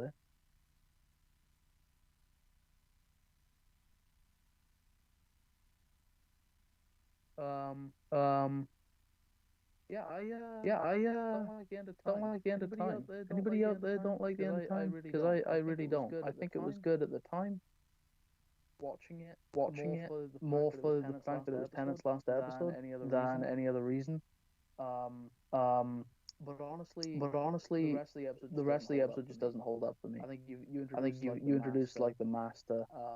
Well, you reintroduced him, and you introduced the Time Lords back into the show. You got Timothy Dalton playing Rassilon, which is crazy. You've got all this epic scale, and it just kind of falls apart like a wet fart. It's nasty. You've got the master with superpowers, which is really kind of goofy. I don't know. Is the skull face thing a callback to the Deadly Assassin? I've never really known if that was what they were going for, or if it's just kind of like because things like superhero media. It was 2010. Superheroes were big. Shooting lightning, jumping in the air. Not a fan. Also, is it meant to be funny or scary? Because he eats people, which is a scary concept. When he eats those guys in that burger van, it is not. That would not happen. They've still got their clothes on. They stood there posed. He screams dinner time. Launches himself at two people. Am I meant to be afraid for these people's lives? Time Lords are cool. But they're not a bit underrepresented, if you ask me. So I'm starting my own show on this channel now. Hello. This was nearly a live stream in so many ways. The host is back. I'm telling you, I could feel my jaw actually getting tense. It was just wow. So where were we? Talking about the 11th Doctor episode, the best episode. I said the Doctor's wife. And yeah, I mean, it introduces us to the house and what happens if a malevolent entity takes over the TARDIS. We get introduced to the notion. No, I'm going to change the wording on that. It gets canonized that the Time Lords can become other genders. Good word, canonized. I choose that because both Patrick Troughton and Tom Baker had already postulated what would happen if the Doctor becomes a woman. Interesting. I didn't know that. This is not new. This is not anything that was left out. It has just never been. It's also technical. Pardon? Need comedy bit. They did that one time. Yes, where the Doctor became Joanna Lumley. Yes. Who would have been absolutely brilliant. But yeah. And if anybody is in any doubt of that, Joanna Lumley would have been absolutely outstanding as the Doctor. But no, it had been actually postulated by both Patrick Troughton and Tom Baker before. Yeah, cool. So it was not a new idea. So what's your pick for? No, I want to say something because I know you did mention something a little bit earlier where you said that you were having problems with the 11th Doctor's run. And I want to say, give him another look, because I think Matt Smith is absolutely brilliant. I was very much like a lot of people was like, he's difficult to accept. He's difficult to kind of get on board as the Doctor, particularly following somebody like David Tennant as well, and Christopher Eccleston. I think if you go back and watch what he's doing as the Doctor, I think that a lot of people would be a lot more on board with him. Yeah, that's probably true. I didn't really have much of a problem in the way of Matt Smith himself. It's more of the episode. But that's what I'm saying. I think if you look at some of the episodes, like again the Impossible Astronaut and Day of the Moon, Rebel Flesh and Almost People tries. God Complex is good. Yeah. God Complex is very Doctor Who. It's very classic Who. I might have to give God Complex another look. Impossible Astronaut and Day of the Moon, two of my favorites. The reason I didn't want to include them is because they tie into a larger arc, which is the season 6. And I feel like they are kind of incomplete by themselves. But A Good Man Goes to War is epic and fun. Season 5 is a bit of a rocky one for me. I like the 11th Hour. I think it's great. I think Big Bang. Pandora opens in the Big Bang are fun.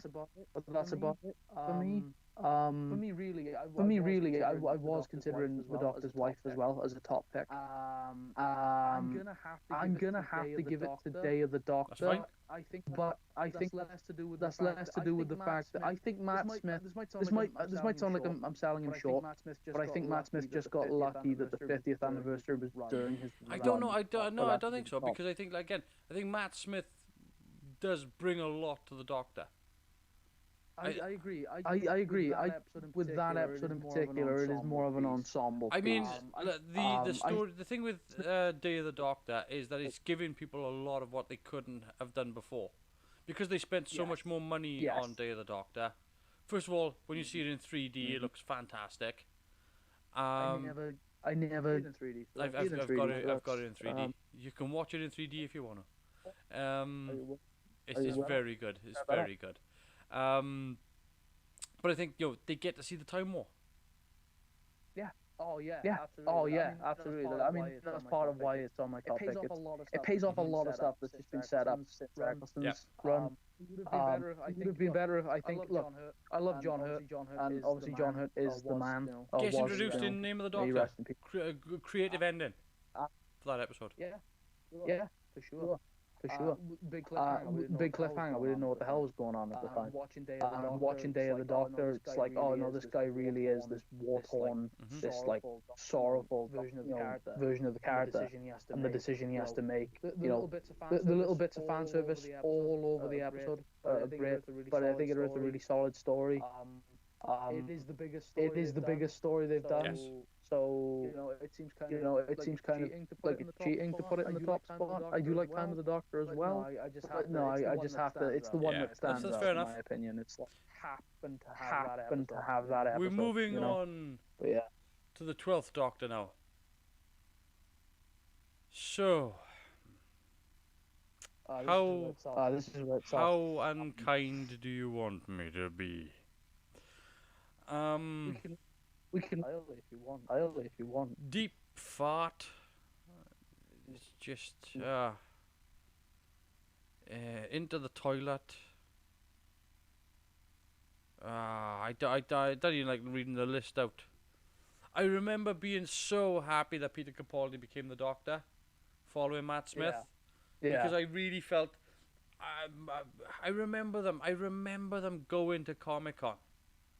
And I remember them talking to the fans about Comic-Con, about Classic Who, and they were talking about all the stories that they loved from Classic Who, from Tom Baker's run, and they were pulling out, Genesis of the Daleks and horror Fang Rock, and they were painting these pictures of examples of these horror stories that Peter Capaldi's Doctor was going to tell, and then they did Kill the Moon.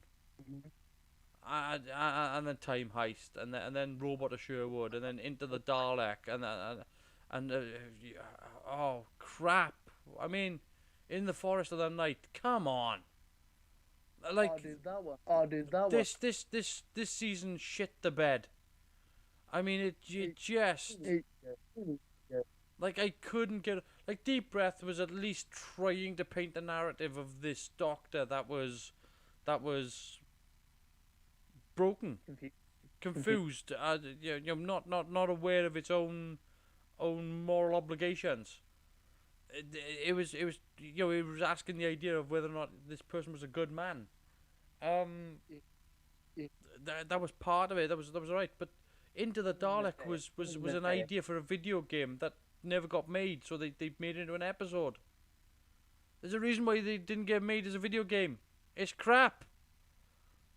Robot of Sherwood. No, it's crap. They followed it up with Listen. Kill the Moon. Listen. So good. It was this spark of absolute brilliance in an otherwise sea of shit. The problem I have with Listen is that it prevents me from just throwing the whole season in the bin. I mean, Time Heist is Ocean's 11, which isn't that good, and it was never that good to begin with, and it's not that creative or clever. It's got like 2 sets, and it's The Caretaker. Yeah. The Caretaker isn't that bad. It's okay, but it introduces us to a new character, which would have been a great companion, but never follows through on it. Kill the Moon made me turn this shit off. It was such a clever premise right the way up until it went, no, it's an egg. The moon is an egg. The moon is an egg. And I'm sitting back going, we already know it's not. This isn't a premise. This isn't If you go right now, and you look up at the moon, it's an egg. It's an egg. No, but it destroys other things in Doctor Who canon where they've done the moon base. There's an episode called The Moon Base. It's set on the moon. Which is an egg. Which wasn't an egg at the time. Egg now. It's always been an egg. It's always been an egg. The moon is an egg. Mummy on the Orient Express. Oh. It's a mummy on the Orient Express in space. The train's called the Orient Express because it goes to the Orient. Yeah, look. I'm just putting that out there. I think it's an express to the Orient. It's a great episode. I think it's a great episode if you set it on the actual. Yes, train. I mean, yeah, had it been the Orient Express, because they did actually, the production department had actually built an exact replica of a period-specific Orient Express carriage. Yeah. And it was just like, oh no, it's a space train. What? Jog on. Allude to the Matt Smith run, don't they? They do briefly mention that story happening. And then you think, oh, it's gonna be cool. No, it's a train running on space tracks. Excuse me. And then the mummy is, instead of it actually being a mummy, is a cyborg. Flatline. Kind of I don't know. Flatline. Interesting premise. Expelliarmus finishes the story as the Doctor waves his wand. Yep. In the Forest of the Night is a story that absolutely nothing happens, and at the end of it, it doesn't matter. Yeah. That's all I've got. Yeah. I mean, hey, you wanted Doctor Who episodes that didn't rely on it, right? Yeah, but this didn't rely on a story. Freeze. Dark Water, Death in Heaven. Freeze. Look at. So, Dark Water, Death in Heaven. The story that not only introduced us to Missy, but also buggered up the death of the Brigadier. Where you can choose. Yeah. You can choose to be a Cyberman. No, you can't. That's not how oppression works. You can't choose oppression. He's also an Iron Cyber. Oh, don't go there. Don't go there. I don't have my hatred for what happens in this series it cannot be contained. It's just the biggest bollocks I've ever seen. From this point onwards, fans, the episode is no longer fun. We are now into the bad stuff. Last Christmas, everybody. The Magician's Apprentice, The Witch's Familiar. Not bad. Not bad. It reintroduces us to the idea of Davros, I think. That story, isn't it? Where Davros is pretending to be dying. And it reintroduces us to the classic world of Skaro, classic look of Skaro. It's all CGI. It's okay. Under the Lake Before the Flood, dicks about with time a little bit, does the whole paradox thing. Back to the Future 2 styley. It's okay. The Woman Who Lived, no. And the Girl Who Died, no. It doesn't make any sense whatsoever. Zygon Inversion, good story. Sleep No More, crap. Sleep No More was so bad, I actually told Mark Gatiss it was shit. That'll tell him. But he wrote it. It was terrible. The idea that the crust in your eyes can become a monster and jog on. Face the Raven, which was an episode that spent far too long killing Clara. We were happy about it until back. It was just no. We knew it was coming, but they made this moment where she dies like 10 minutes long. Yeah. I was just like, kill the bitch. I wanted to die now. I'm actually rooting for her to die. And then we get Heaven Sent. Oh my God, what a blistering thundercrack of an episode. Absolutely fantastic. And then Hellbent, where they revived Clara, but couldn't do it for Adric. And then The Husband of River Song, which introduces to Greg Davis as a king. And there's a lot of stuff whereby River doesn't even recognize the Doctor. It's kind of a moment where she realizes it. But it's an okay episode. It's alright. It's kind of a callback to the previous year's Christmas episode as well, which is. Then we get the return of Dr. Mysterio, which is Doctor Who's paying tribute to the Christopher Reeve Superman era. Does a pretty good job there, actually. It's weird. It's funky. It's got some weird villains that have their heads half open. It's not what you expect from a traditional. It's not Christmas. It's not Christmas. Is the best thing about it. Oh yeah. You can watch the return of Doctor Mysterio any time of the year. It's just a Doctor Who story. It's not set at Christmas. There's a Christmas at the start. I think there is Christmas in it. It's not set around. It's not the theme. But then you get the pilot. You won't see. Sorry, Chan. Sorry, go on. Oh, sorry. I just said you weren't going to see any killer Christmas trees or anything like that in this one. But then you get the pilot, Smile, Thin Ice, Knock Knock, Oxygen, Extremis, Pyramid at the End of the World, The Lie of the Land, The Empress of Mars, The Eaters of Light, World Enough and Time, and The Doctor Falls. What the hell changed? Like, just what a kick-ass season. Guess somebody got fired. Or and then it's followed up with Twice Upon a Time. I mean, it just. What an absolute pleasure of a season to watch.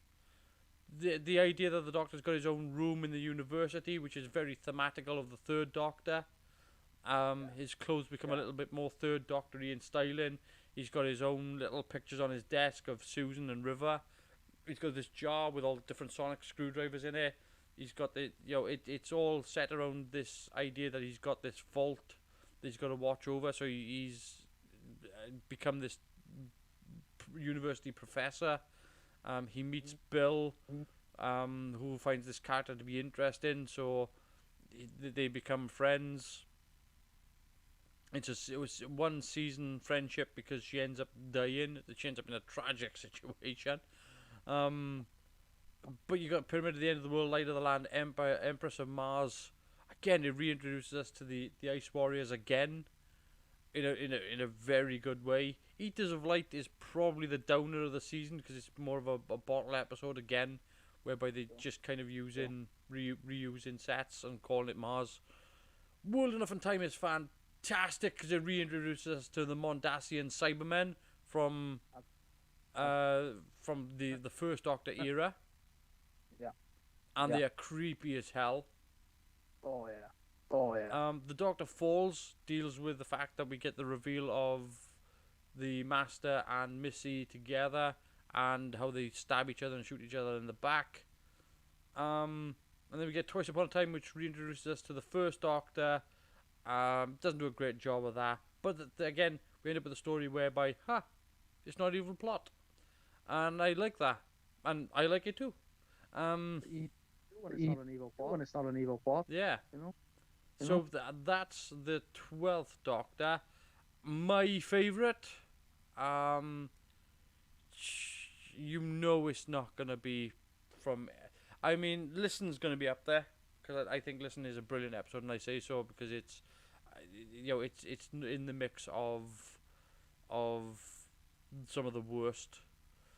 The Zygon Invasion, Zygon Inversion is a cracking storyline. Heaven sent. It's heaven sent. There's nobody in the episode but the Doctor. He's by himself. He's wandering around this place. He's trying to piece it all together. It turns out he's inside the thingy of Wasnam, and he has to punch his way out, and it takes billions of years, and he finally gets out of the confession dial, and ends up on Gallifrey. And it's a brilliant reveal. All of it's brilliant. Brilliant throughout. Brilliantly acted. Brilliantly scripted. Brilliant.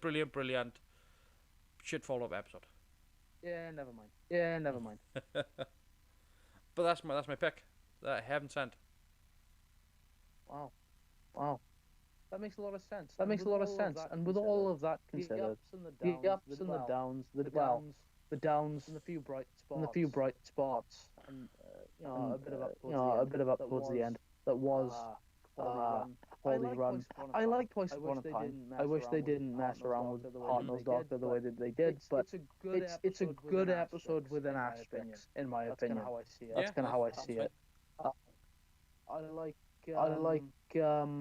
all the stuff with the Mondasian Cybermen. Thought that was great. But like gleaning away from necessarily callback stuff to the original show, I have to agree, and I think Heaven Sent is the best one. Yeah. It's creepy.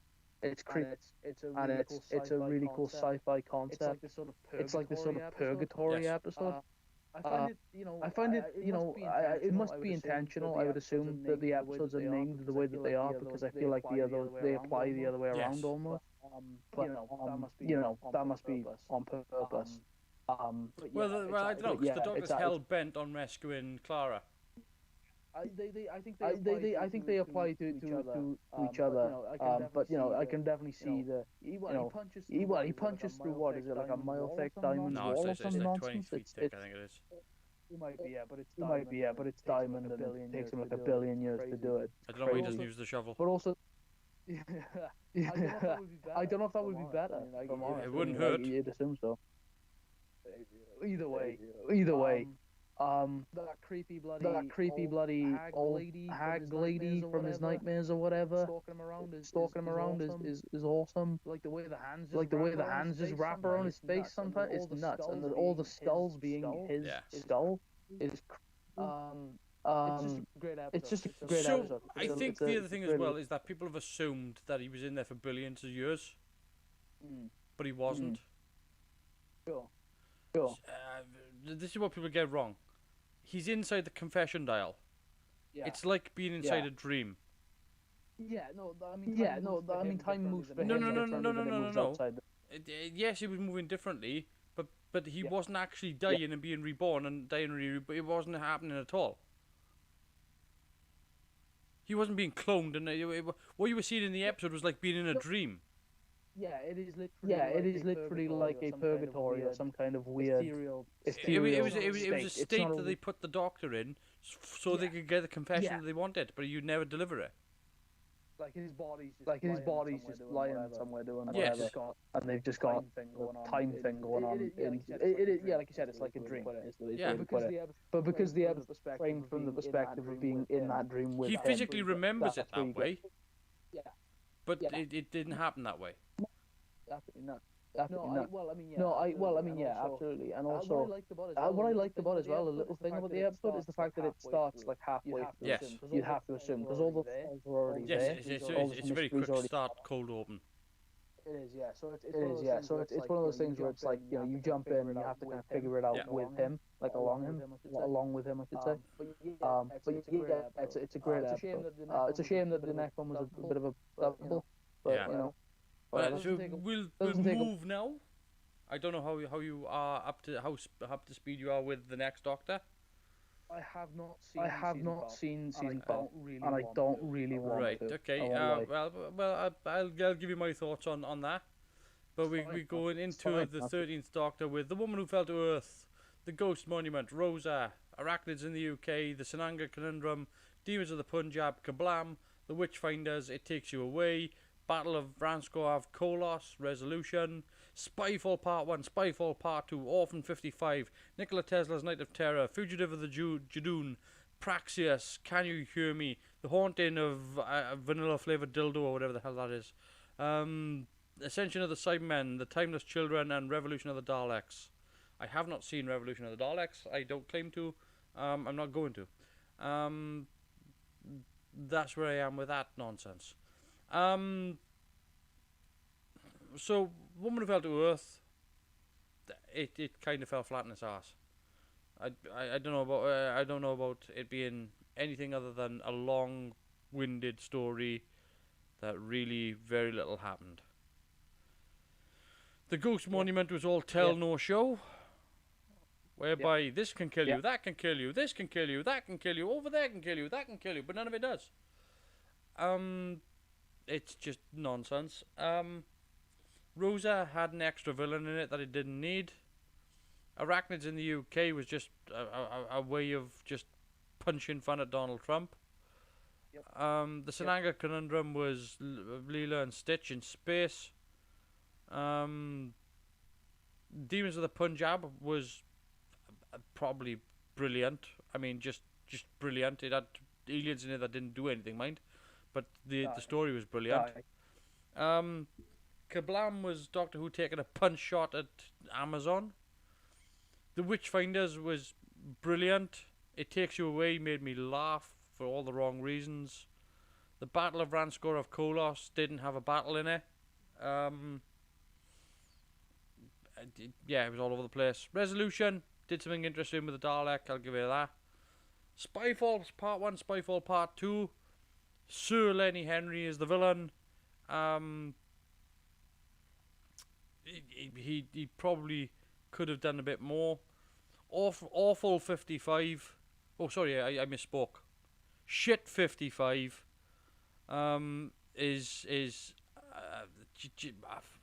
They did this story. This story has already been done in Doctor Who. It's already been done. Yeah. It was called The Mysterious Planet. It was done by the 6th Doctor. This was done in Trial of the Time Lord. This exact story, even the part where it turns out to be Earth, is in that story. Just garbage. Nikola Tesla's Night of Terror, fantastic. Fugitive of the Judoon, interesting, but not as good as people make it out to be. Praxius, jog on. Can You Hear Me? Oh, sorry. Can You Hear Me? The episode is okay. It's not as, again, it's nowhere. I didn't think it was anywhere near as good as what people made it out to be. Nowhere near, in fact. The Haunting of Villa Diodati, brilliant, absolutely brilliant. Ascension of the Cybermen, where the Cybermen don't ascend, laughably bad. And the Timeless Children can go up its own arsehole.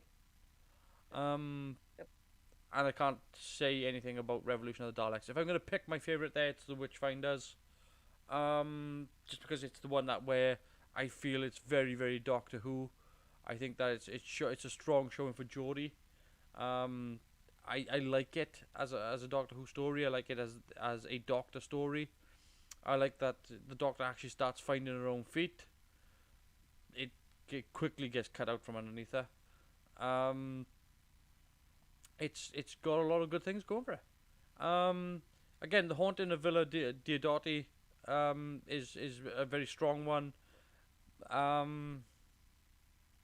Yeah, I think that's it. I think Demons of the Punjab is probably high on the list, but I've got to go with my what I like, and what I like is the Witchfinders, where they bump into King James, and the Doctors try to convince King James that who's actually hunting witches, that these people aren't witches, but they are witches, and the Doctor's a woman, so he's not really listening to her, and she's trying to demonstrate, and she ends up convincing him. They actually swap levels. They actually swap back and forth, and it's an exchange of power where Alan Cummins, King James, actually ends up respecting the Doctor at the end, and it's earned. The plot aside is not as good, but it's hard to find one throughout the series that's consistent. But it is the most Doctor Who story. I can see where you're coming from. I can see where you're coming from. I never really rated that one as high. Being as a slight disadvantage, because I haven't seen, or advantage, depending on where you're coming from. Because I haven't seen the 12th season. You mentioned a couple of episodes that apparently you seem to rate highly that I have not seen, so maybe I should check those out. I mean, Nicholas Tesla's Night of Terror, is very good, but I think it does demonize Edison a bit much, and I think that because they were rivals. He was very much he wasn't really an inventor. He was more of a patent obtainer. He's a house dude. Yeah. So he was the Vince McMahon of his day. I get you. And how could you such a person? Let's be real. And whereas Nikola Tesla was more the ideological inventor. But they kind of demonized him a bit too much in that episode. It's still good, but you've got to look at it as his character being just a character. Yes, I get. Yes, I get. I mean, that's what it is with any sort of Doctor Who take on a historical figure. You know what I mean? But you do have to kind of maybe remind yourself of that going in sometimes. I think Fugitive of the Jadoon. I think it throws up so many things that you just go in, oh my god, I don't know where this is going. I know that one got at the time, didn't it? I know that Fugitive of the Jadoon got a big ratings pop at the time. Yeah, I mean, it introduced us to Ruth Doctor. Yeah. Otherwise, some call Dr. Ruth. But it didn't make sense, and the way it pans out doesn't make sense, and it all doesn't make sense. And instead of things tying together, it just became one giant cluster. And that's where it went. And if anything, it just threw more threads up, and threads that they're just doubling down on. I know that Jack Harkness is also in it for some reason. Like they got John. He just kind of says to tell the Doctor to beware of the Lone Cyberman. I don't know why. The Lone Cyberman's crap. Look, without having seen it, I don't want to throw too much at it, but I am aware of the events of the season and how sort of things have wrapped up to this point. I guess with what I've got at my disposal, I'm gonna have to name a favorite. For me, it's gonna be between Rosa, which has problems. But I like the good stuff in it. I think Rose is an amazingly written episode. I think it genuinely is. My problem is simply that you've got this spacist racist guy is weird. Yeah, is weird. Yeah, 50s, but from the and future he's kind just of thrown dude. in, and it's just like this guy has no need to be there. This story is so strong. This is not adding to it. This is taking it away. Yes, I agree. Yes, I agree. That's my problem. That's my problem with the episode. But other than that, I would put it at the top spot. I just unfortunately I remember finishing the episode. Yeah. And actually feeling disgusted for the way humanity treated each other. Because you don't realize how badly people were treated, and it just another person. And I mean, it's easy. Again, we mentioned this earlier on, whereby we were talking about how we didn't have segregation over here, we didn't have that sort of racism over here, and in America it was very much at the forefront for many years. Yeah. So when you see it and you see it portrayed on screen, I mean, I remember watching like 12 Years a Slave and thinking, Jesus Christ, this is hard, because this sort of thing did happen. Even if it didn't happen in this particular way, it did happen to some. Even if all of this didn't happen to everybody, some of it happened to some. Yeah. And that's enough, I think. I think for it, like, that's part of the reason why I kind of want to give it to Rosa. But like, as an episode of TV, it is. You could take that. The entire subplot out. You'd have be about 15 minutes short of an episode. Probably put some better stuff in, and it would be perfect. Yeah, I mean, like, I think that if they'd taken that out and actually put more of the racism inherent of the town, into the story with Ryan and Yaz, and have them actually have a meaningful conversation about it, and actually have something to say, because she didn't even know where she stood in terms of racism, because she's not white either, and she did. They have a conversation outside where it's like, it does bring up some good questions. It doesn't though. It tries to, but it's over in like 10 seconds. Yeah, but it does.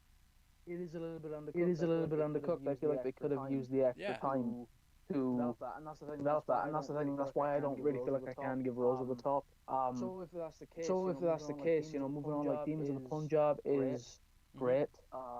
But again, superfluous aliens. I feel like Doctor Who wasn't really sure what it was trying to do for a little bit during that season. Like, do we want to do historical dramas? Do we want to do sci-fi episodes of horror TV? I don't know. So just to play it super safe, I think I'm gonna go with Kablam because it's fun. And that's about it. That's all I got. It's up to you. I'm not a Kablam fan. I think it's stupid. No. I think it's having a pointless jab at Amazon. I think the plot is dumb. I think that the whole thing of disintegrating bloody bubble wrap is stupid. I think the terrorist guy is stupid. I think his motivations are stupid. I think his conclusion is stupid. And I think the fact that the Doctor can't explain it to him is stupid. I agree. I think here's the thing with it though is that, like, maybe Demons of the Punjab and Rosa are more deserving of the top spot, because at least out of the season 11 batch, because they are trying to tackle big topics and big I think things. Woman Who Fell to Earth is probably more deserving than bloody Kablam. Maybe, but not. It's your pick. It's absolutely fine. It's your pick. You don't have to justify it. I can see what you're saying. I can see what you're saying about Kablam, but the way I kind of see it is that, like, at least I would probably put Resolution on top of that. You know what? Yeah, that's a good point. That's what we're gonna do. Resolution is the winner. I don't want to watch the season ever again. So I think we're just gonna pick that one Dalek story that they did on New Year's. I think season 12 is a much stronger showing than season 11. I can understand you not wanting to watch season 12. I can totally understand that, but I think it's a much stronger showing than season 11. I will argue that I enjoyed most of season 11, or season 12. Sure, yeah. And in the way that I didn't enjoy season 11, I didn't enjoy season 8, I didn't enjoy season 9, but I did enjoy. Like I would have said that it was this. I would have said it was. I put season 12 on roughly the same sort of footing as say season 7. Oh, okay. Oh, okay. Yeah, all right. Yeah, all right. It's got its ups and downs. Fair enough. No, yeah. It's got a terrible, terrible finish. That made me cancel my TV license and never want to watch Doctor Who ever again. But you know. How bad was the Timeless Children? It made me walk outside, pull down my satellite dish, and cancel my TV license. That's how bad it was. Fair. And that's for real, guys. You really did that.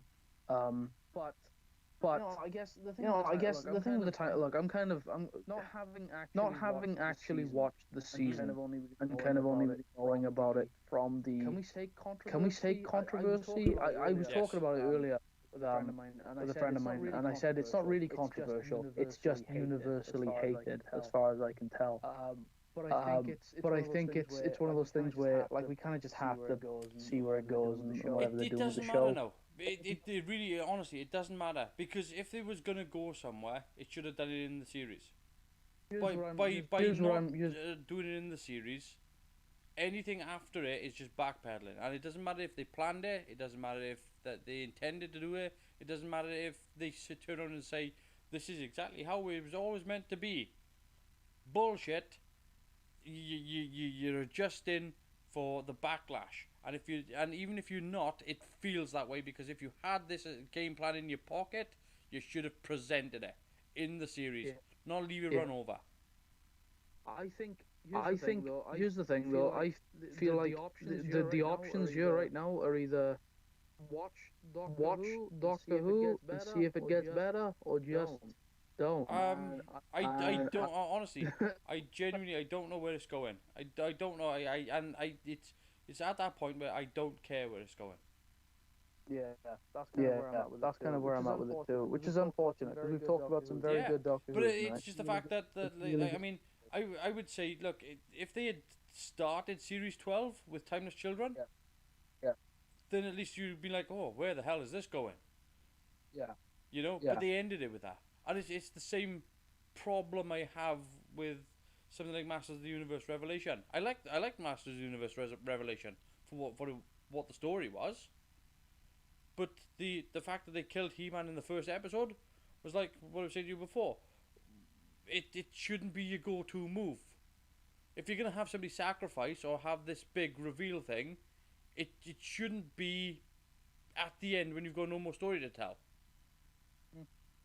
You know, you shouldn't do it that way around. You want to waste exhaust the creative potential of something before you go and make a move like that. I feel like it's had they put Timeless Children at the start of the season and then let it roll out, it might not have been as bad. It would have been an explosive start. It would have been alright. We're making some moves here, but like we can see where those moves go and take us. Whereas I put it at the end of the series, it's just like, oh, we haven't got a plan for this. We're just going to make this up as we go. It's presented to the audience a lot more like a conclusion than story concept. You know what I mean? So it's I don't know. But hey ho, look, we did some good Doctor Who. I don't really want to talk about the bad Doctor Who much longer. It's kind of different. There we are. Those are our picks. Yeah, I mean, just go through mine. It's it's The Chase, The Macra Terror, Day of the Daleks, City of Death. What else we got? Yeah. Earthshock, Vengeance on Varos, Remembrance of the Daleks, Night of the Doctor. Then I went with Unquiet Dead, Doctor's Wife. Peter Capaldi's was... Matt Smith's was Doctor's Wife. Peter Capaldi's was Heaven Sent. And then for the 13th Doctor...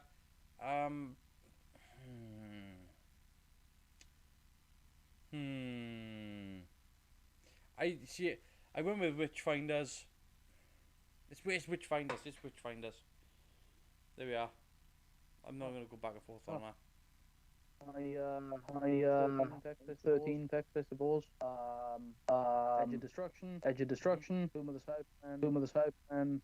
I guess the Three Doctors, maybe. Genesis of the Daleks, The Caves of Androzani, Time Lash because it's bad.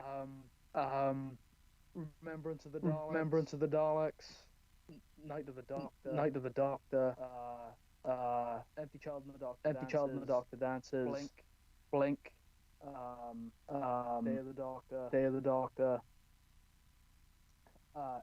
Heaven Sent, and I guess Resolution of the Daleks because why not?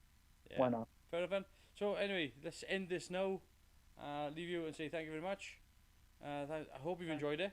Thanks. I hope you've enjoyed it, Jan. Yeah. It's been good to have a little natter about Doctor Who. And next week we are going to be doing the Time Warrior. So that's going to be a bit of fun to see the original sort of Sontarans stepping out into the Doctor Who battlefield. So that's going to be fun. Yes, the potato heads. But anyway, you have a good one, and we shall see you next week for more Doctor Who. Take care. And space.